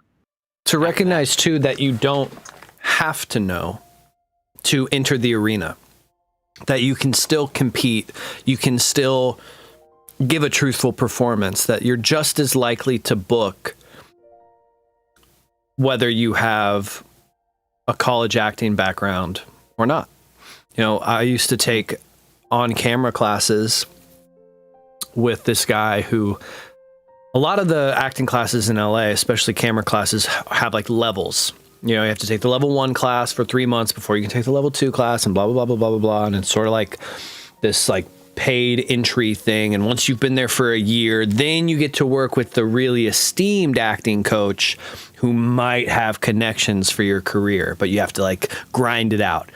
And I'm sure there's a legitimate POV for that. But my acting coach was basically like, everybody, no matter your skill level, takes the same class, because your opportunity could come tomorrow. And I'm not going to be here telling you you're not ready. I'm going to give you the tools to empower you tonight. So if your moment comes tomorrow, you can knock it out of the park. Plus, in a like real world acting setting, you have no idea who your co-star is going to be, who your scene partner is going to be, who your director is going to be, and the degree of talent they have. So you need to know how to work with a complete rookie who has no idea what they're doing and still be the consummate professional. And you need to know how to hold your own when you're going, you know, across from a legend. And I feel like that's great advice. And I think that's the really beautiful thing about that is also just knowing that we're all going to start at the beginning. We're all going to start over. We're all going to relearn these things. It doesn't matter what level you're at. You get to be a part of the community. The community, everybody in the community is in different levels. We're all trying to learn, and we're all trying to do what we get the chance to do. And I think it doesn't matter if you've been doing this for 10 years or 2 or 5 or you just started. When you show up to this community, we are all in the same space trying to share more opportunities for each other, you know? Yeah. So what are you eating right now? Bro, I'm eating peanut butter pretzels, dog. I have 2 left. I just like that you started with a bro. Let me give you the full the best. ASMR. I got my gain maxed. I'm going to do 1 pretzel on each side of my mouth. This is for you. Get your volume on max. Oh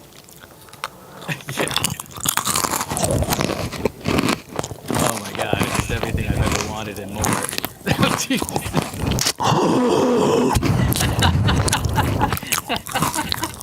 Peanut butter. Bro, just eat the microphone. Okay, that's the end of them. They're gone. Oh, I'm glad I asked at the last moment. I got to hear the best part at the end. I really tried to resist them, but Tara walked in, put the bowl in front of me, and I was like, God, I love you. I love you. I have to eat these. I have to. Somebody writes, Kevin, help! The scary man is doing it again. Do you do Don't this listen a to lot? them. You eat, Don't listen to them. you eat cookies Ignore the them. whole time? Chat's line. They're always trying to hurt my rep. So good. Hey man, I love your rep. It's so great. Oh man. Okay, well, is Save there us, anything else please. you want to sort of touch on in the VO space before we get personal? Ooh. Nope. Okay, I'm good. tell me why you are the biggest mac and cheese connoisseur in the LA area. Explain to us your love for mac and cheese, how much it means to you, how you almost eat it every day. When did that start? How did this become your hobby and passion? I'm gonna answer that question. If you look at Link's paws, they were like twitching for like half a second because he's sleeping. He's dreaming. He's dreaming. You see it? Oh, it's kind of moving a little bit. Doggo dreams. Oh, I love my boy. Okay, to answer your question, I hate mac and cheese so much. I hate Mods, it with a ban passion. this guy. I hate Mods, I hate send this man to jail. all the mac and cheese in the world. It's Mods, set this terrible. man on fire. He doesn't like mac and cheese. Can't be trusted. Guys, listen, mac and cheese. Well, the simple answer is I didn't grow up with mac and cheese. I grew up with good taste. I got him. But I also think mac and cheese. Oh, don't you dare! How dare you? Everybody in the chat saying ban. Kevin is so real for that. Mac and cheese is I agree. See, I knew there were people who understood my point of view. Type Next 1 thing I'm if you gonna say- love mac and cheese. Type 2 if you hate mac and cheese. Let's solve this right now. Chat. Let's. Well, you know, we're not gonna solve it like that, but you know, if you also want to know something else I dislike, pineapple on pizza. It does not belong. Look there. at It doesn't all the belong love for mac and cheese. Holy Jazz. there. No. Jazz all for one loves person. mac and cheese. It's just one person. That doesn't count. No, Everybody it gets counts. one. That's what Tally Spider-Man each one of says. those individually. No. That's not how that's gonna work. Nah, fam. The more ones I see, the less I like it. The less I approve. So wait, did I hear you mac and correctly? You cheese. don't like mac and cheese and you don't like pineapple on pizza?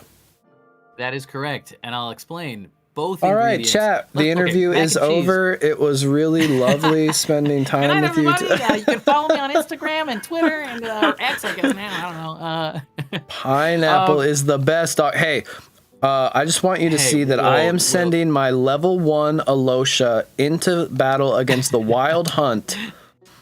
If he would have Who's that? eaten more Are they mac all- and cheese and pineapple, he might Oh, have you get to see performed his better. combat.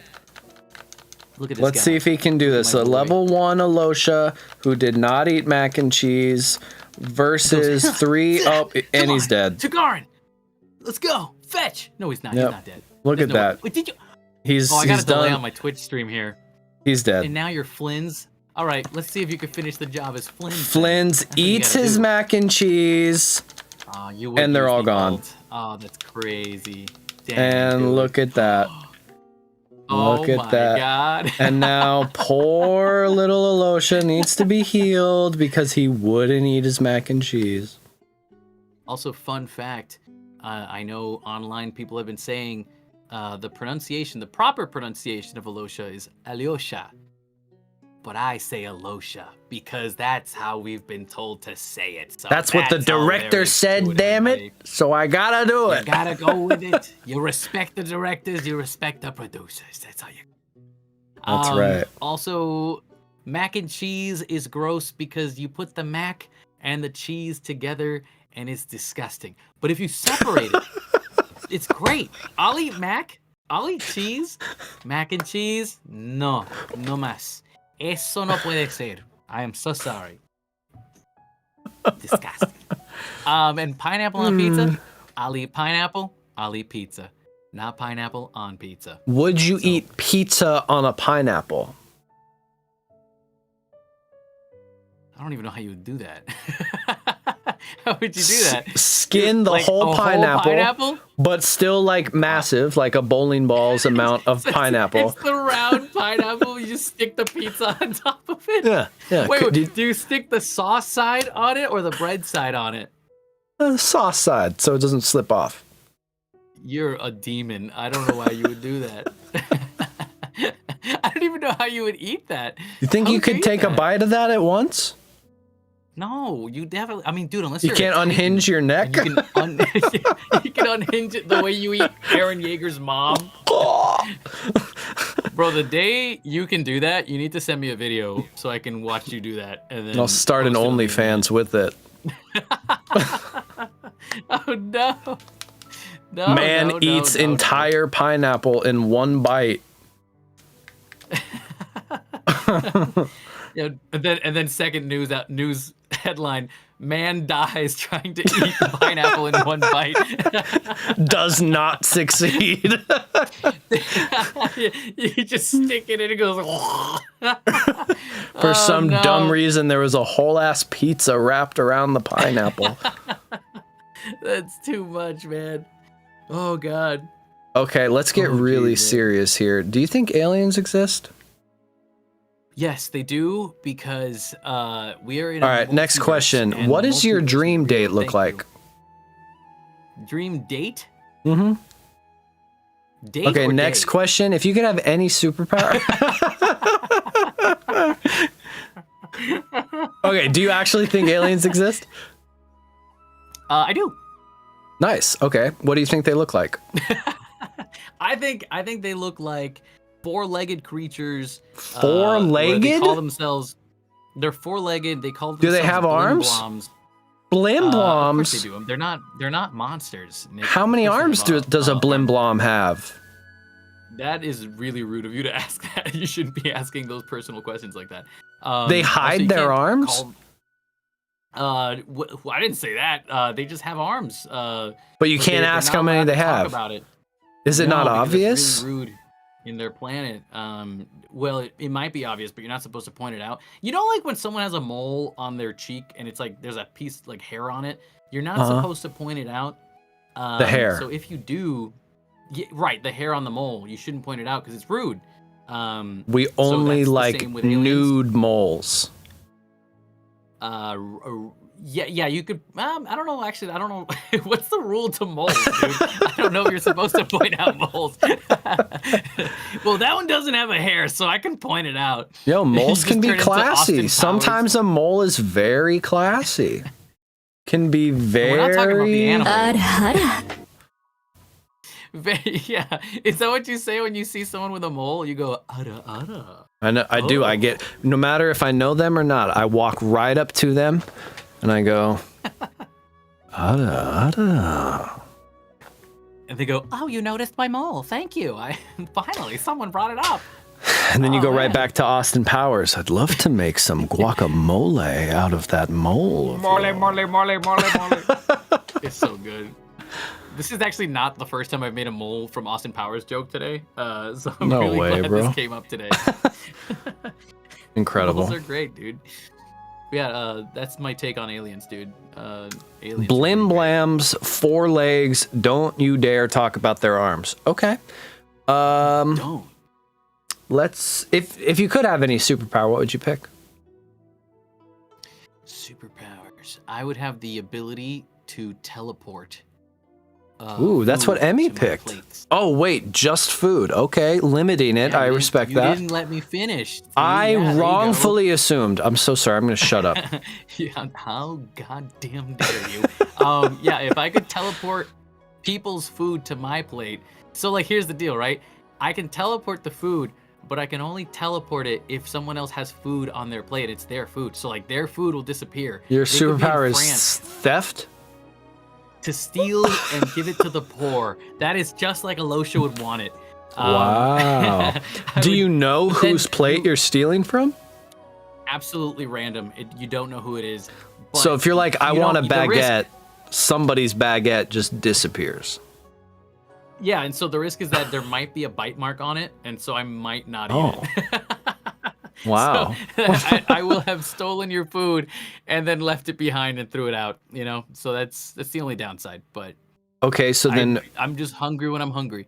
who is the villain that is thwarting you in this superhero story? Oh, with my powers. Yes.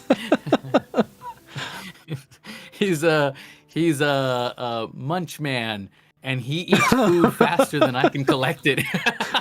So you keep trying to steal baguettes, but it's already eaten. So, yeah, I use my powers and the food shows up and it's like a bone. I'm like, where did the meat go? And Munchman runs across the street. You thought you could eat your food, but you can't because I already ate it. And I'll go, "Damn you, Munchman!" Munchman! I have to stop him from eating food from the Eiffel Tower before all the French go extinct. And then the sad thing is that I'm still in the States, so all the French food still Yeah, comes you're to not me. helping. So the French, I'm really not helping. I'm a very useless superhero, dude. I was very selfish. That's when I realized with great power comes great food responsibilities. And How would you even turn that into a hero story? How does this guy ever save the day? It starts mean, with me being hungry. Yeah. Yeah, I think you kind of go from there. And you do. This guy, he's a test subject at a factory, a food factory. And at the food factory, they inject him with the ability to use those telekinetic powers to teleport food. But it's only if he thinks about it. Wait. First, he gets really cocky about it. Are you writing this down? You should be My writing this writer down. brain's really clicking. Okay, so the hero's journey is Act 1.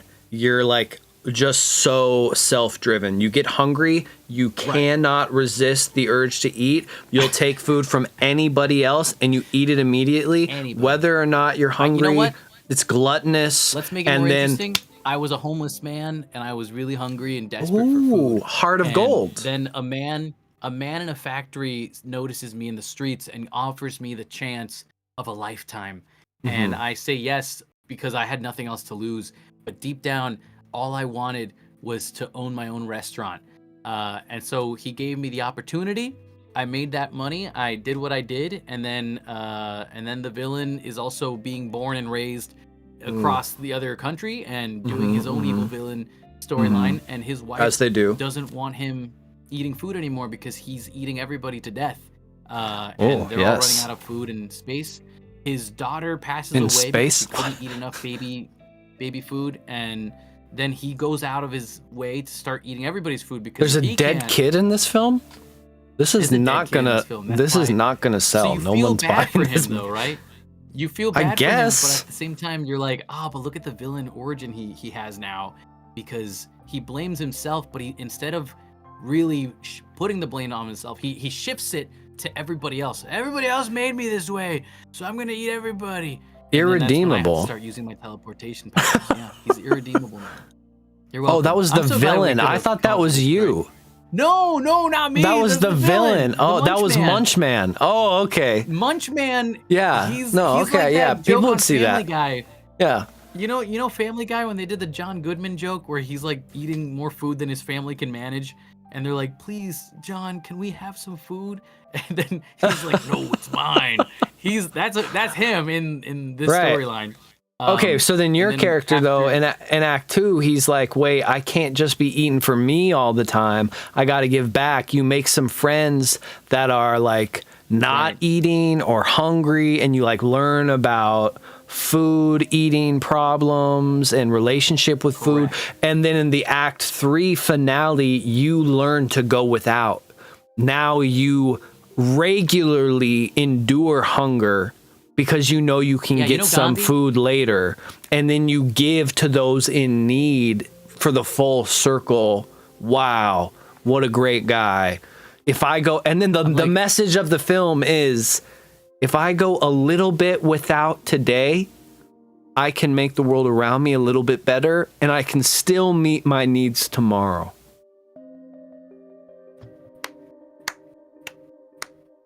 We did it. I think we do this on stream because now everyone can take. Someone's gonna steal it.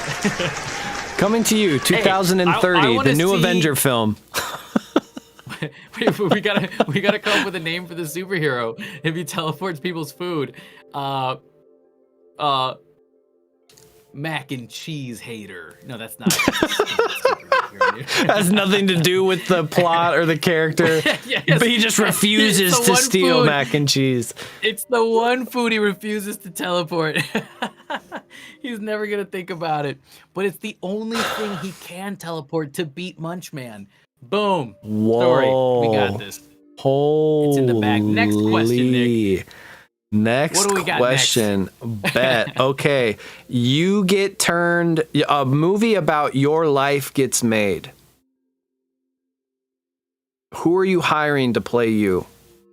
It can be a live action or an animated. Your choice, but you can't star in it. Tobey Maguire if he was my age. I love that. Nah, maybe not him.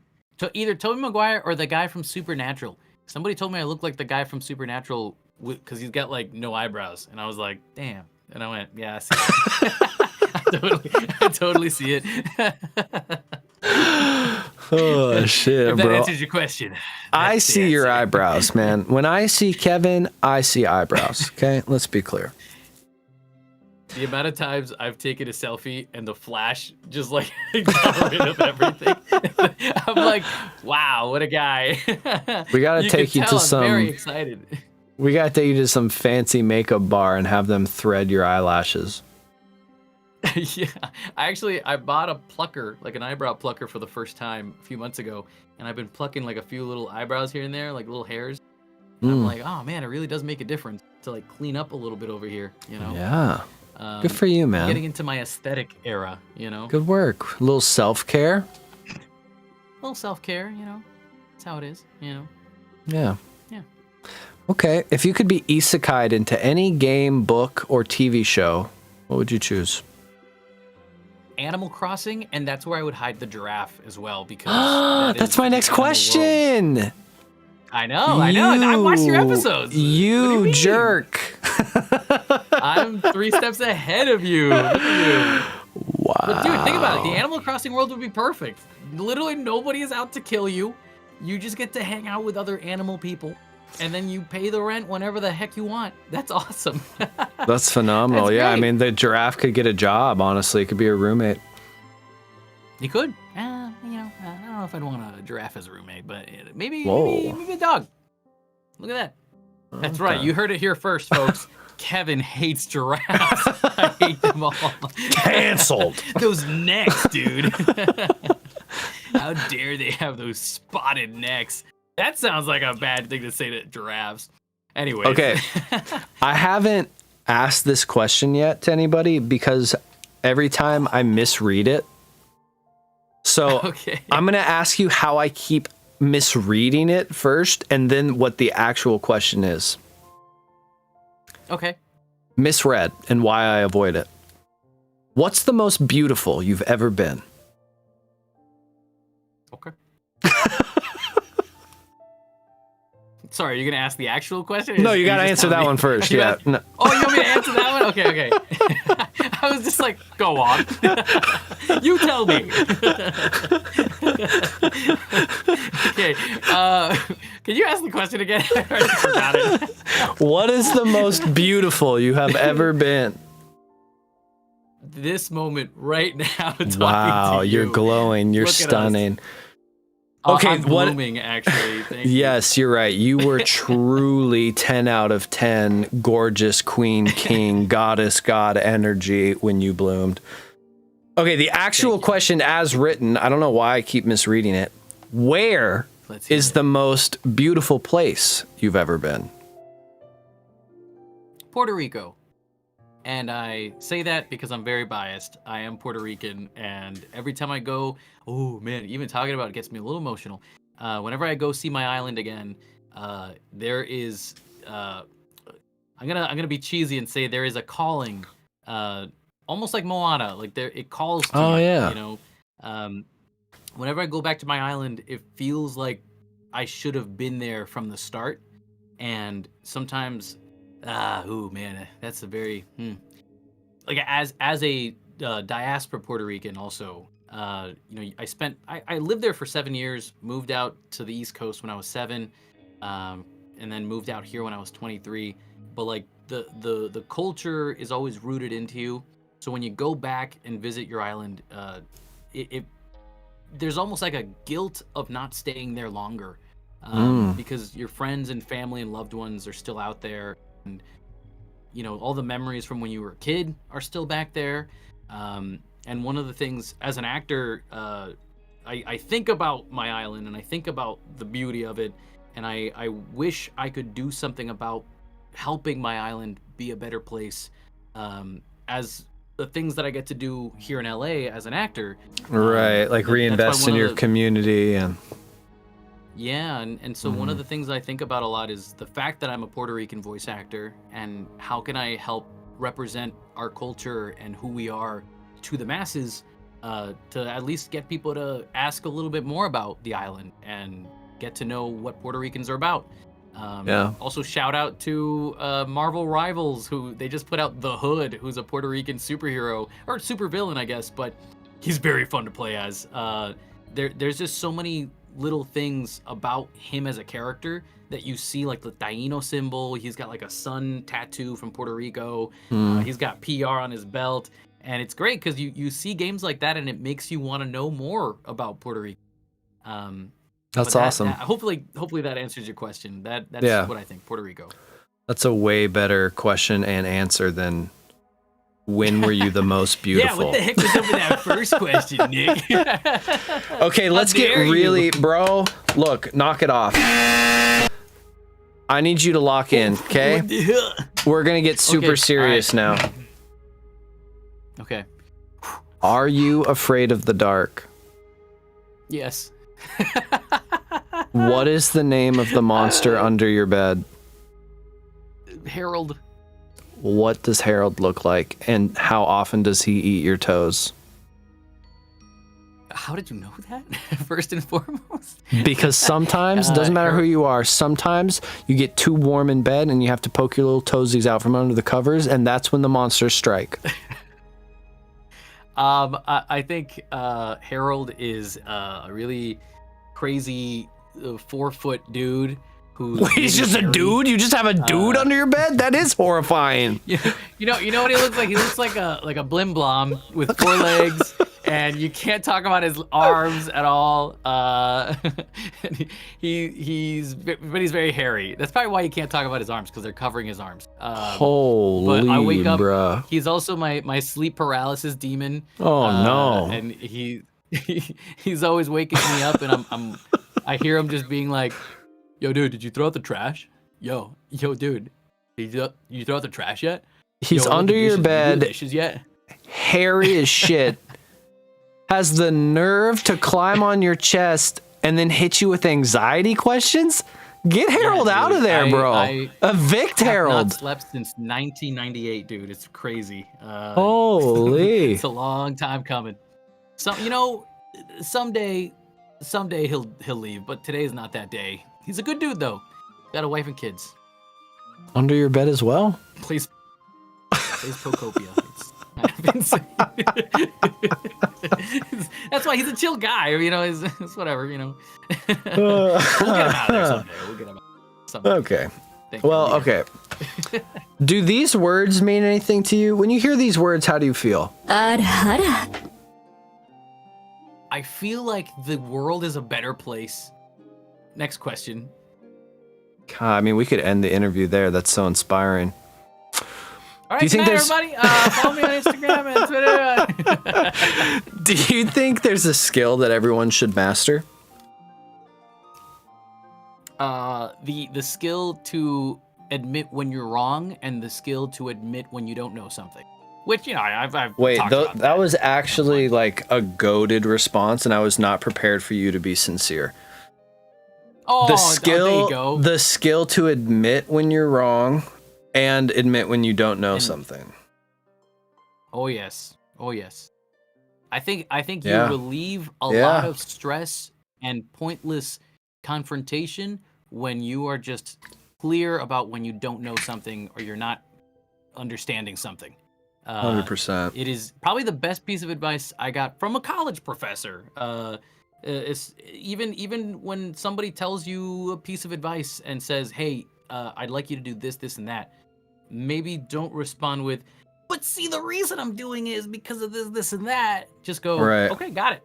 From this person's point of view, this is what they are requiring of me, and clearly they have not received that yet from me. So I have to change something up. I can't fight them to believe that they already got the thing I gave them."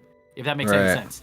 Yeah, no, I hear you. Does that make sense? Yeah, it's like it's less about forcing your POV in the world to accommodate you, and it's about being open, it's about listening, it's about being willing to learn and try things in a different way. Oh yeah. Yeah. Totally. Yeah. Okay. Is there a TV show, movie, or book you think everybody needs to see or read? A game everyone should play? Genshin. Genshin for sure. I mean, man, I'm saying that, and I haven't played it all the way. I gotta play it. I gotta start playing a little bit of it. You haven't played it all the way yet. That is the operative word. Show. Oh boy, let me think here for a second. Oh, okay, I'll say a movie. A movie I think everybody should watch is Nacho Libre, because Nacho Libre so good. It's so good. It is a cult classic, and if you haven't seen it yet, it is a story about a lucha libre scene where there's a priest who wants to do more with his life. He finds out that he's kind of hard on himself because he feels like he's not doing enough for the children in the orphanage that he works at, and so he dresses up as a luchador, and goes off and gets into fights so that he can make enough money to make ends meet and help out the children. And that's like the main plot thing. No more spoilers after that. It is the funniest, best movie ever. It has so much heart, and God, man, like it's one of those movies where if someone tells me they haven't seen it, I immediately am like, all right, when are you free? When are we gonna watch it? Because I have it on DVD, I have it on Amazon Prime, I have it on 4K. We will watch it right now. It's incredible. That's really good. Oh my God, wait, I actually have, literally right here, the Nacho Libre mask. Hey, bro, what? Look at this. What the what, I would dude? put it on, but I got my headphones on. Dude, look at this. It's 1-to-1, baby. Why do you have that right now? Did you plan this moment? Did you inception me to ask this question? I had a friend of mine watch it recently. Shout out to you, Riley, who had not seen the movie, and also a bunch of other people. The month before that, I wanted to watch it. If you want to watch it, Nick, but you've already seen it. But if you want to watch it again, loved it. When it came out, however many years ago that was, I watched it, owned it on DVD, watched it 20 times. I wish I could quote the song right now, but he's like, I shed some tears. I used my hand to wipe my face. That joke killed me every single time I watched it, no matter how many times I watched it. It's so... Encarnacion. Encarnacion. I mean, also you got Jack Black, and Jack Black is like, he's such a character, dude. Like, he's incredible. And like, to me, one of the funniest jokes is like, he's talking to the mother Encarnacion, who he kind of has feelings for. And she's like, oh, so tell me about your parents. And he's like, well, my mother was a Lutheran, or I think my mother was a Protestant and my father was a Lutheran. And they tried to convert each other, but instead they fell in love. And I'm like, that's so sweet. That's such a great explanation. Oh, yeah, really a subtle take on ethics and what matters there, you know? It's also crazy because they, you know, it's not very often you see a movie where they talk about religion and they find a way to use it in a way where like it's just a very pleasant time, you know, to watch this guy who has his faith and he believes in what he believes in, and he tries to stay true to who he is as a person and always speaks to the Lord, you know, to talk about the orphans and the children. And I don't care what anybody says. Jack Black has the best Hispanic accent. It is hilarious, and I love it. And it's not offensive. Needs to watch Nacho Libre. Not offensive. Listen, I give them the Hispanic card. He's fine. He's great. I approve. He's wonderful. It was a different time. He's a wonderful human being. I mean, Tropic Thunder, Robert Downey Jr., bro. It was a different time. I'm a dude playing a dude disguised as another dude. Oh my gosh. Yeah, I will straight up tell people before I start Nacho Libre. Before we start, I want you to know, I am Puerto Rican. This is a movie with Hispanic accents. I am aware Jack Black is not Hispanic. You can laugh at this. It's still funny. It's hysterical. It's still funny. Everybody else is Hispanic. It's okay. Just laugh. I'm going to laugh. And if you don't laugh, it's going to make me uncomfortable. So please laugh. Enjoy yourself. It's a great movie. It's interesting how like that somehow held up against time thus far, but Tom Cruise in The Last Samurai, not so much. You know, I haven't seen that movie in a long time. All I remember is at the end when the you know, there's only one guy left and he goes, oh man, I guess I'm the last samurai, aren't I? And then it goes into the end credits. I'm like, whoa, that's how they did it. That's crazy. Nope. That's exactly how it went. That's exactly how it ends. Exactly how that film ends. Wild time. Yeah. Nobody commits seppuku. Everybody is fine. They're all okay. Let's get a little sus up in here, bro. Do you have a waifu or a husbando? I don't know why I thought you were gonna ask, do you wear wigs? And I was gonna be like, oh, Lord of the Rings. Do I have a waifu or husbandu? I guess in Genshin or just in general? In general. Kevin. Does Kevin have a waifu or husbando? They're a character that you love. That you would riz given the opportunity to riz. You know, I think the fact that it's taking me this long to think of one might just mean no. Next question. All right, fair. He takes the safe route. I don't think I... Hey, if I think of anybody, though, I'll throw it out there. Would it be Nacho Libre, perhaps? Let's say Jack Black. Just Jack Black. Just straight up Jack Black. He's so beautiful. If you're listening, Jack, Oh, man. Kevin is open. Interested and Hi, willing. Jack Black. My life is good. Really good. I get to wake up at 5 a.m. every day, make some soup. It's I fantastic. forgot how bad his accent is. I love it. He's so good, dude. But Nacho Libre is such a good movie. Why If else you would want to I watch buy a another mask, movie dude? that is like wrestling based, it's not like luchador based, but has Shia LaBeouf. It's called Peanut Butter Falcon. It's another wrestling I movie love with that the heart of movie. gold. Yeah, Oh, dude, that's a great film. really Oh, good. man. Really good. Good call out. Okay, do you want to do this other cold reading section? Then we'll go on to Would You Rather. Yes. What's the So- cold reading you had in mind? Chat. Kevin actually found some cold reading for us to do together. Yeah. Kevin did his homework. excited. As my old acting coach would say, Kevin knows his onions. All right? He came prepared. And we have 3 scenes here. But I loved Kevin's idea. I haven't looked at the scenes yet, so I'll be cold reading along with him. But I think we're going to do it as Flins and Alyosha. Yes, we have 3 scenes. We don't have to do all 3 if you don't want to. No, let's do it. But I have 3 scenes. There's one action-y scene, one dramatic scene, and then one funny scene. Our first episode here is Star Wars Episode 3. It's the moment where Obi-Wan and Anakin are about to start fighting with the, you turned her against me, you've done that yourself dialogue. Okay, chat. I'll give you the court. We're gonna let chat pick. Chat, who do you want to read for Let's do it. Obi-Wan and who do you want to read for Anakin? Oh, this is gonna be great.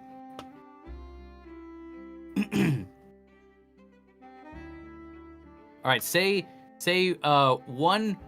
Wait, hold on. Let's see. Maybe for Obi-Wan. Oh, Flins for Obi-Wan. Alyosha, Anakin. That's 2 Anakin Kevins. Okay, Anakin, Kevin. Okay. Obi-Wan, Okay, Flins, Obi. you're I think we want Anakin. Flins is Obi. Okay, and you'll be Obi-Wan. Okay, let me see if I guys. can move the song here to be a little less like chill. Okay, I'm gonna focus. Bringing in my Alyosha voice again. Here we go. Okay. Oh, this is always interesting because Flint's does not yell, and the first line is exclamation points. Okay. Just do you. Do whatever Flins would do.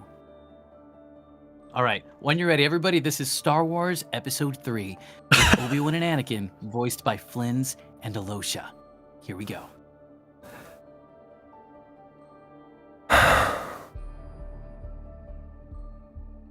Let her go, Anakin. Let her go. You turned her against me. You have done that to yourself. You will not take her from me. Your anger and your lust for power have already done that. You have allowed this dark lord to twist your mind until now. Until now, you have become the very thing you swore to destroy. Don't lecture me, Flins. I see through the lies of the Jedi. I do not fear the dark side as you do. I have brought peace, justice, freedom, and security to my new empire. Your new empire. Don't make me kill you. Alyosha, my allegiance is to the Republic to democracy. If you're not with me, you're my enemy. Only a Sith deals in absolutes.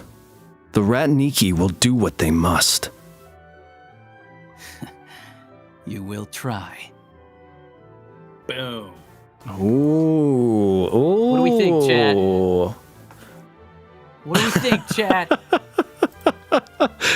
I didn't expect you to change the name on me.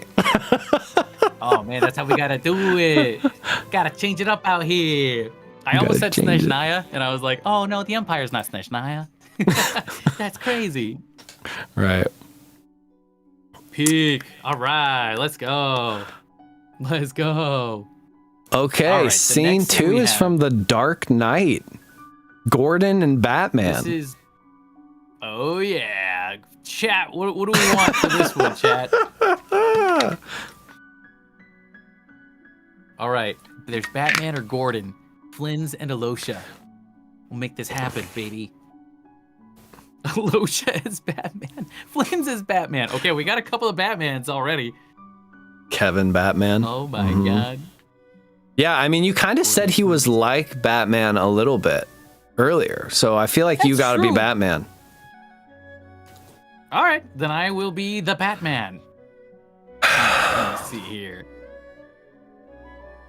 All right, guys, this is The Dark Knight, starring Flins and Alyosha as Gordon and Batman. When you're ready. Alyosha. The Joker won. Harvey's prosecution.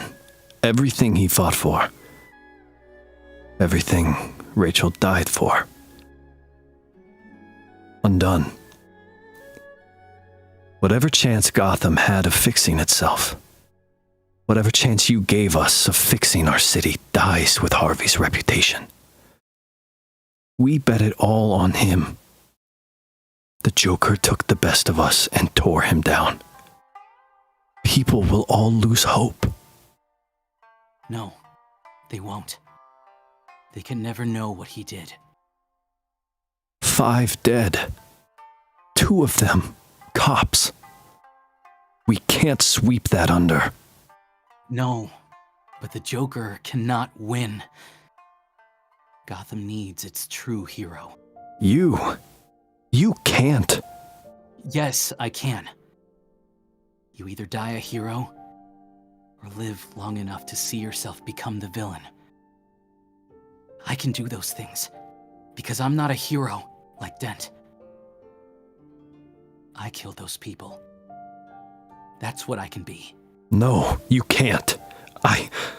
You're not. I'm whatever Gotham needs me to be. They'll hunt you.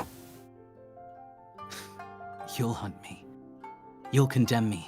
Set the dogs on me, especially Tagarin. Because it's what needs to happen. Because sometimes, the truth isn't good enough. Sometimes, people deserve more. Oh, the writing in that one is so good, bro. It's so good. The Dark Knight's such a good movie, man. The I remember writing seeing that in scene that. come up the other day, and I was like, bro, come on. Come on. Come on. How do we feel about that scene? Who doesn't want to be Alright, Batman, heck bro? yeah. I mean, who doesn't want to be in that Of universe? course. Totally. Man. I guess Alyosha could have been either one, I guess, because Gordon has dogs, but he's also Batman. You know what I mean? Like, Yeah, I guess yeah. either way it would have worked. That's so funny. All right. Okay, last and but not after least those here- first 2 really heavy hitting performances, we have even better script writing. This last scene is from Family Guy. We have a scene between Stewie and Brian. Let's do this. Guys, this is the Cool Whip episode, or the Cool Whip scene. It should be a really quick one, but who would you like to be Stewie and who would you like to be Brian? Flins is Stewie. Oh my gosh. I think it's gotta be Flins is Stewie, dude. Yeah, Looks we're like definitely it. doing Flins and Stewie. Okay, let's get Oh, it. great. All right, this is Family Guy with Stewie and Brian starring Flins and Alyosha. Oh, you've got some pie, huh?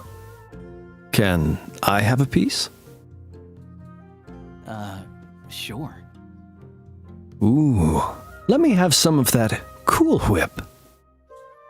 What'd you say? You can't have a pie without Cool Whip. Cool Whip?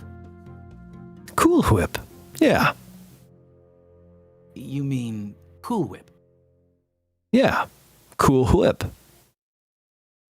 Cool Whip. Cool Whip. Cool Whip.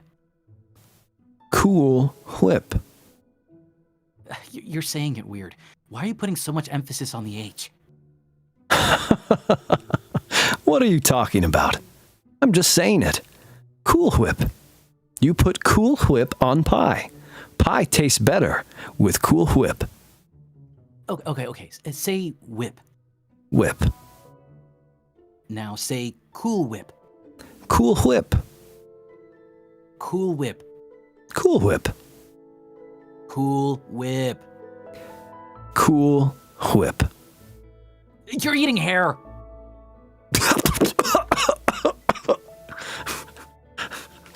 That poor man. That poor man. That was probably Tugarin's hair, to be honest. So sorry. Why are you eating Tugarin's hair, bro? That's crazy.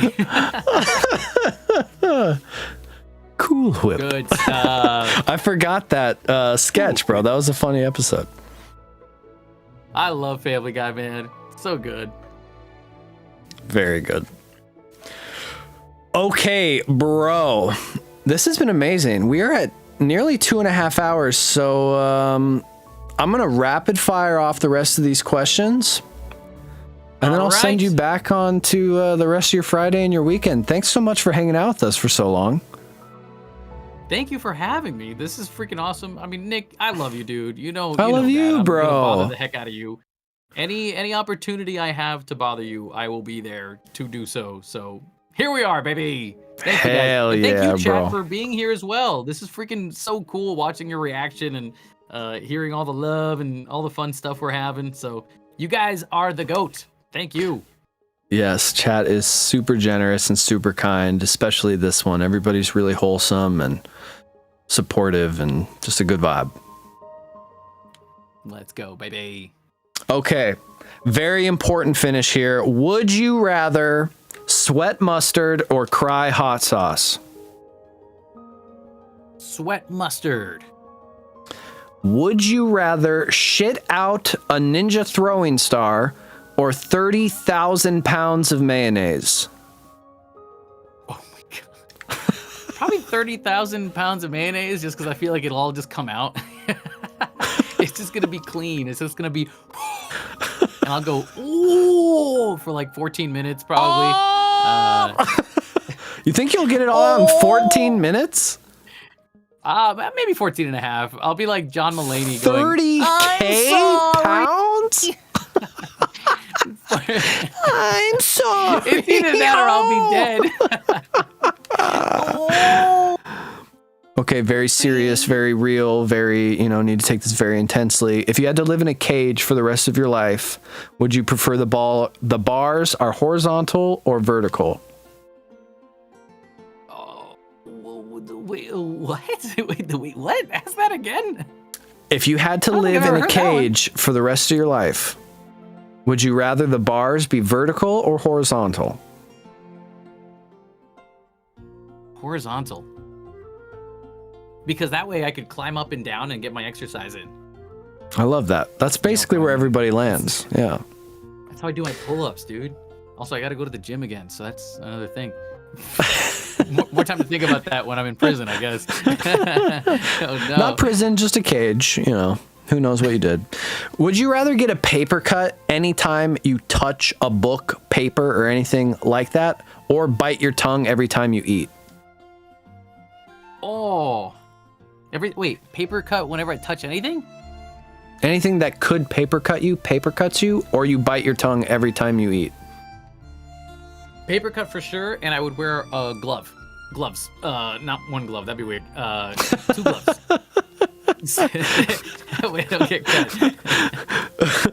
Unless it cuts through my freaking gloves, then that would suck.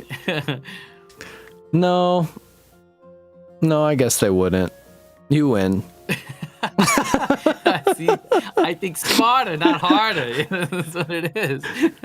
Would you rather have 2 long front teeth like a beaver or no teeth at all? Yes. I'm gonna stop you right there. 2 long teeth as a beaver would be great. I want it. Give it to me. I'd be like Timmy Turner. Cosmo Wanda. I wish I had more teeth. Okay, I have to skip this question because you haven't played Genshin yet. Okay, so the last of these questions we're going to apply to, I guess, entertainment in general. Any video game character, any movie character, whatever, any sort of fictional thing. What character would you most want to get a drink with? Ooh, any character ever, forever, and always in eternity? Yeah. Oh my goodness. In media, in real life, anything, like anything at all. Yeah, normally I cater this to the characters in Genshin, but since you haven't played and I don't want to spoil the 7.0 patch, and you'd probably be more keyed in on those characters. Maybe this might actually be the hardest question I've had to answer. Hold on. Maybe Stan Lee. I think it'd be kind of cool to talk to Stan Lee. I love that you picked a living, like a real person. That was the one choice you couldn't make. I thought you said anyway. A fictional character. Memory. Oh no. Fictional. Okay, fine.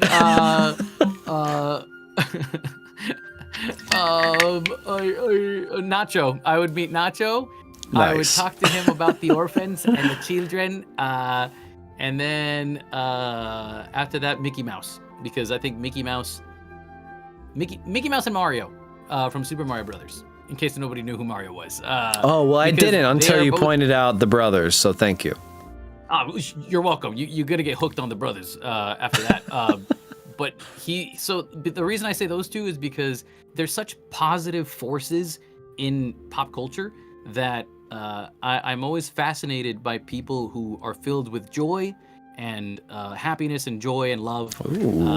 Because I always try to strive towards finding the good in the world and good in others. And it would be nice to sit down with someone like that does it without trying. Because life is hard, and life, I think we tend to be really down on ourselves a lot of the time. So it's nice to have people in your life that can remind you why there is good in the world. So do you think you would get along with Paimon?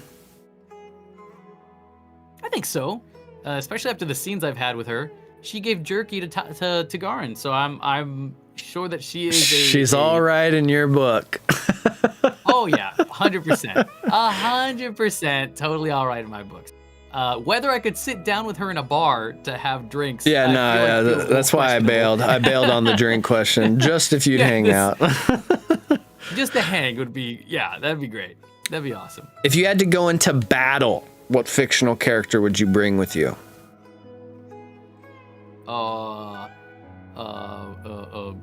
Jim Carrey's Bruce Almighty. That way he could do whatever he wants. Why did you pick that, bro? I didn't even ask you that question. He'd be like, I've got the power. I mean, any character. What? From fiction. Wait. I mean, that's such a deep. Again. No, I mean, it's a great answer, but like, I normally ask people about Bruce Almighty on this show, and I didn't tonight. But somehow you brought Bruce Almighty onto the show anyway. Like, God works in mysterious ways. He will be represented on Interview Impact via Bruce Almighty. Well, it's for the orphans and for the children and for natural as well, you know? You gotta throw in a little bit of faith in there. Have faith in yourself and believe in yourself, you know? Believe it, as Naruto once said in 2006. Oh, man. No, Bruce Almighty is a great movie. That's an awesome movie. Yeah. That'd be funny to do the... I do the cha-cha like a little girl. I do the cha-cha like a sissy, silly girl. Like, that'd be hilarious to... We should just dub all of Bruce Almighty as our Genshin character. There we go. Good stuff. What fictional character would you have as your roommate? Okay, not Bruce Almighty in that end. Definitely not him. Let me think. As a roommate, Link, probably Link, like the Zelda character himself. Oh, yeah, nice. I love my dog. He'd be there too, but Link doesn't yell. I know he yells. maybe not Link then. Yeah. The only way to communicate with him is just Link, you have to pay the rent. I don't know what else to tell you. You can't keep screaming at me. And I'd be like, dude, I don't know if I can make this work. Oh, Navi would be way worse. She'd be telling me to clean up. She'd be like, why is there droplets of water on the counter? Hey, listen, you didn't do it yet. You didn't clean it. Oh, no, that'd be awful. God, maybe Charlie Chaplin. There you go. Like the... Wait, there's no, he would cause a mess too, though. Oh, God, that's a really tough question. Maybe Hal from the Odyssey, Space Odyssey. He won't let me do a few things, but that's okay. We could work with that. Okay. I think that'd be good. As long as he's not driving, I think we'll be fine. All right. How about if you could have any character as your wingman?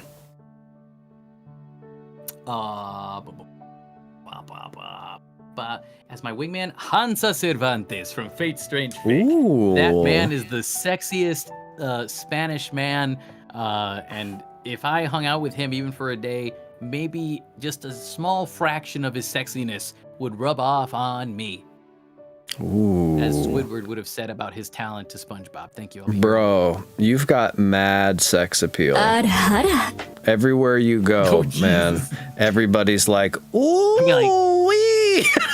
Look at that guy right there. Oh, wow. Dude, I don't know how I would respond to that. No, dude, I will say it here and now. I have no riz. My greatest pickup line is, hey, girl, you're as hot as the bottom of my laptop. And then they'd go, Jesus Christ, who is this guy? Yeah, that line is not good. Bail on that line. I have a better line for you, okay?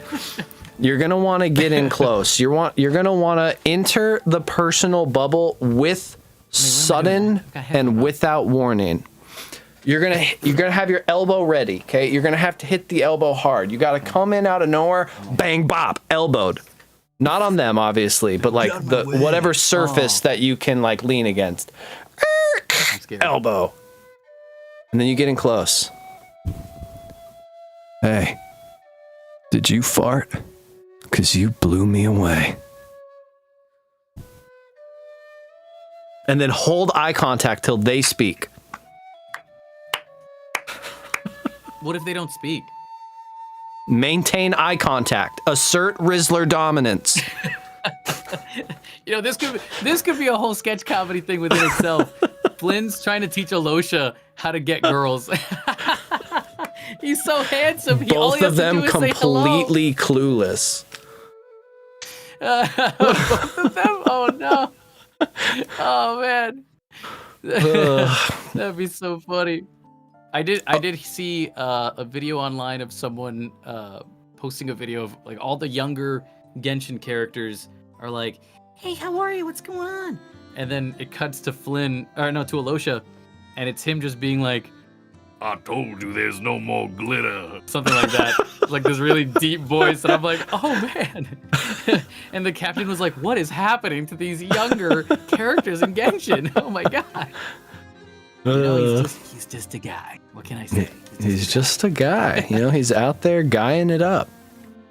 Okay, last two questions here, bro. Last two questions.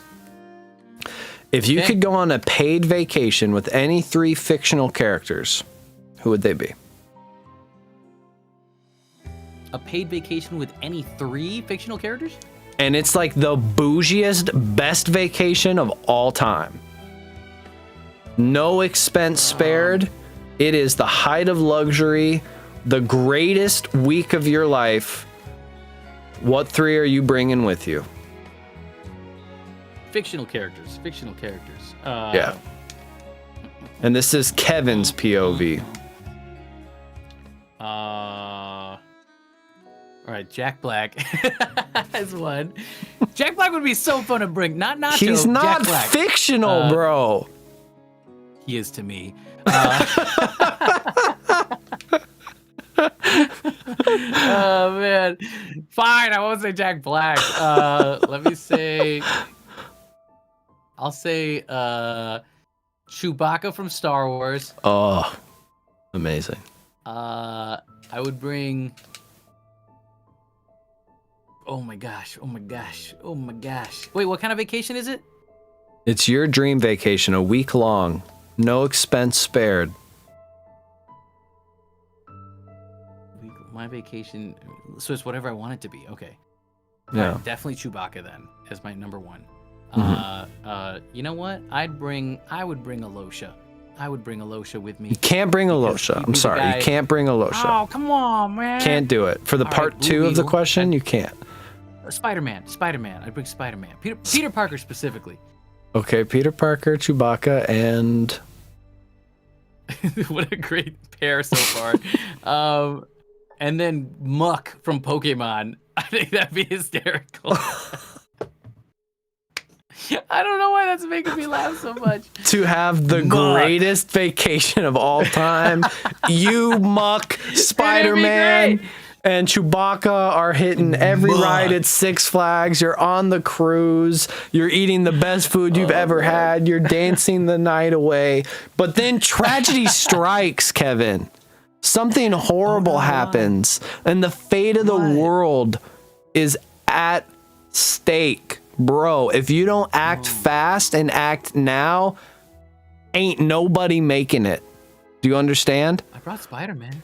In order to survive this and keep the world safe, you have to marry, and kill one of each person you brought on this vacation.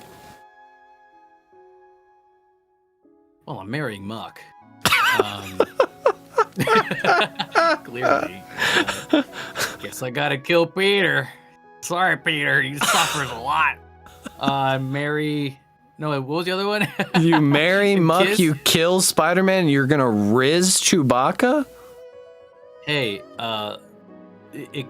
kissing a Wookiee can be arranged. That's the sole purpose of bringing Chewie along. I'm Princess Leia. That's what I'm trying to tell you. Oh, wow. Also, I love Star Wars, so man, if I could kiss a Wookiee, God, I would. Clip it, chat. Clip it. Post it everywhere. I would kiss a Wookiee right now if they would let me. My gosh. Hey, I'll be over there shortly, bro. They're the chosen one. Give me a couple minutes to get in costume. Whew. Oh, you're gonna dress up as a Wookiee. Oh, wait. I need to show you something. Wait. Hold on.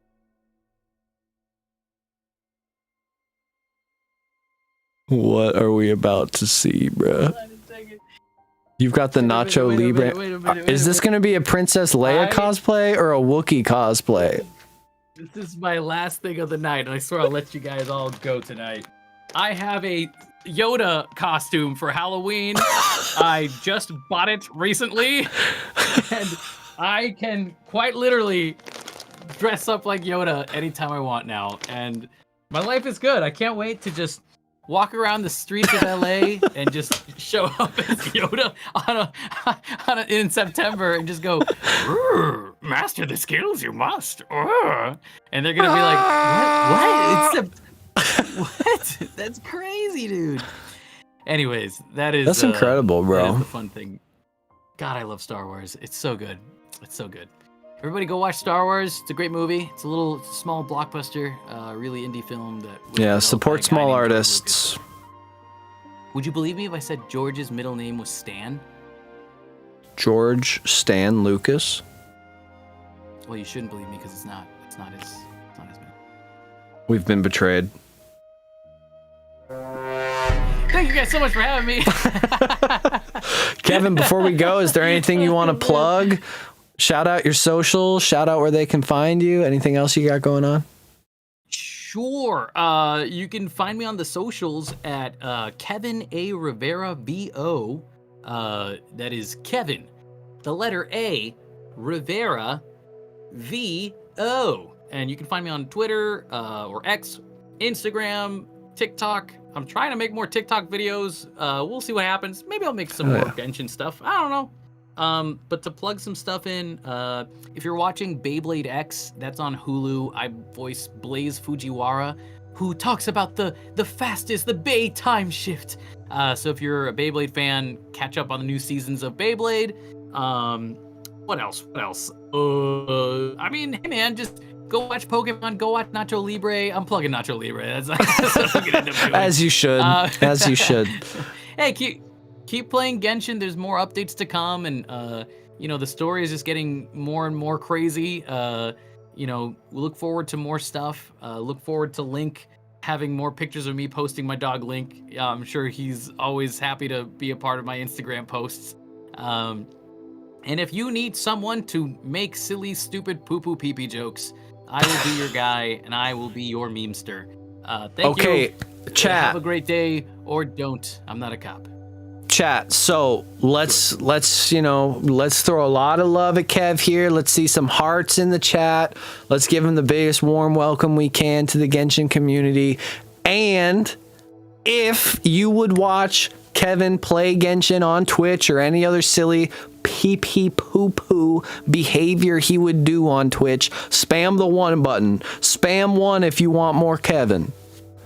Look at all that love, bro. Look at all that love, man. Oh my gosh. I mean, also for the chat to hear this as well. Like, I'm also very open to joining in on games just to shoot, make some silly jokes. And if I think Nick was talking to me earlier about playing Magic. If you guys are interested in playing Magic, I have a Lathril deck, Blade of the Elves. I have a Tyranid deck. I play a little sweaty with those 2 decks, but I got other stuff as well. Sometimes I'll even hop on with like Kat and Blythe, who are Skirk, and I'm blanking on Blythe's character's name right now, but I know Renrir or Fenrir? Yeah, Fenrir. Let's call him Fenrir. I know they hop on. Kisian hops on, who plays Mavuika. Mavuika. I'm gonna make sure to say it right. Mavuika. I don't think any of those were right. Katiana's fiery character, Mavuika. Motorcycle woman. You look up the name. It's actually Stacy. I don't know how you got. How did you even get that name down? That's crazy. But yeah, I do hop on other people's Twitch streams as well to play games on occasion here and there. I'm also I'm a hobbit that stays in his cave most of the time and hangs out with his dog most of the time. So, but I do appear in public spaces here and there. So if you see me, don't be afraid to say hi. If you see me in person, don't be afraid to come up and say hello, because I always welcome anybody that's excited about the work and wants to talk about it. You guys are the reason I get to do what I do. So anytime a person approaches me to talk about the craft, the least I can do is shake your hand and thank you in advance as well for being freaking awesome. So thank you guys so much. And again, enjoy Genshin Impact 7.0. Have fun this week. Have fun next week. And more to come, baby. Let's do it. Hell yeah, man. Thank you so much for coming through today. It was awesome. Love spending time with you.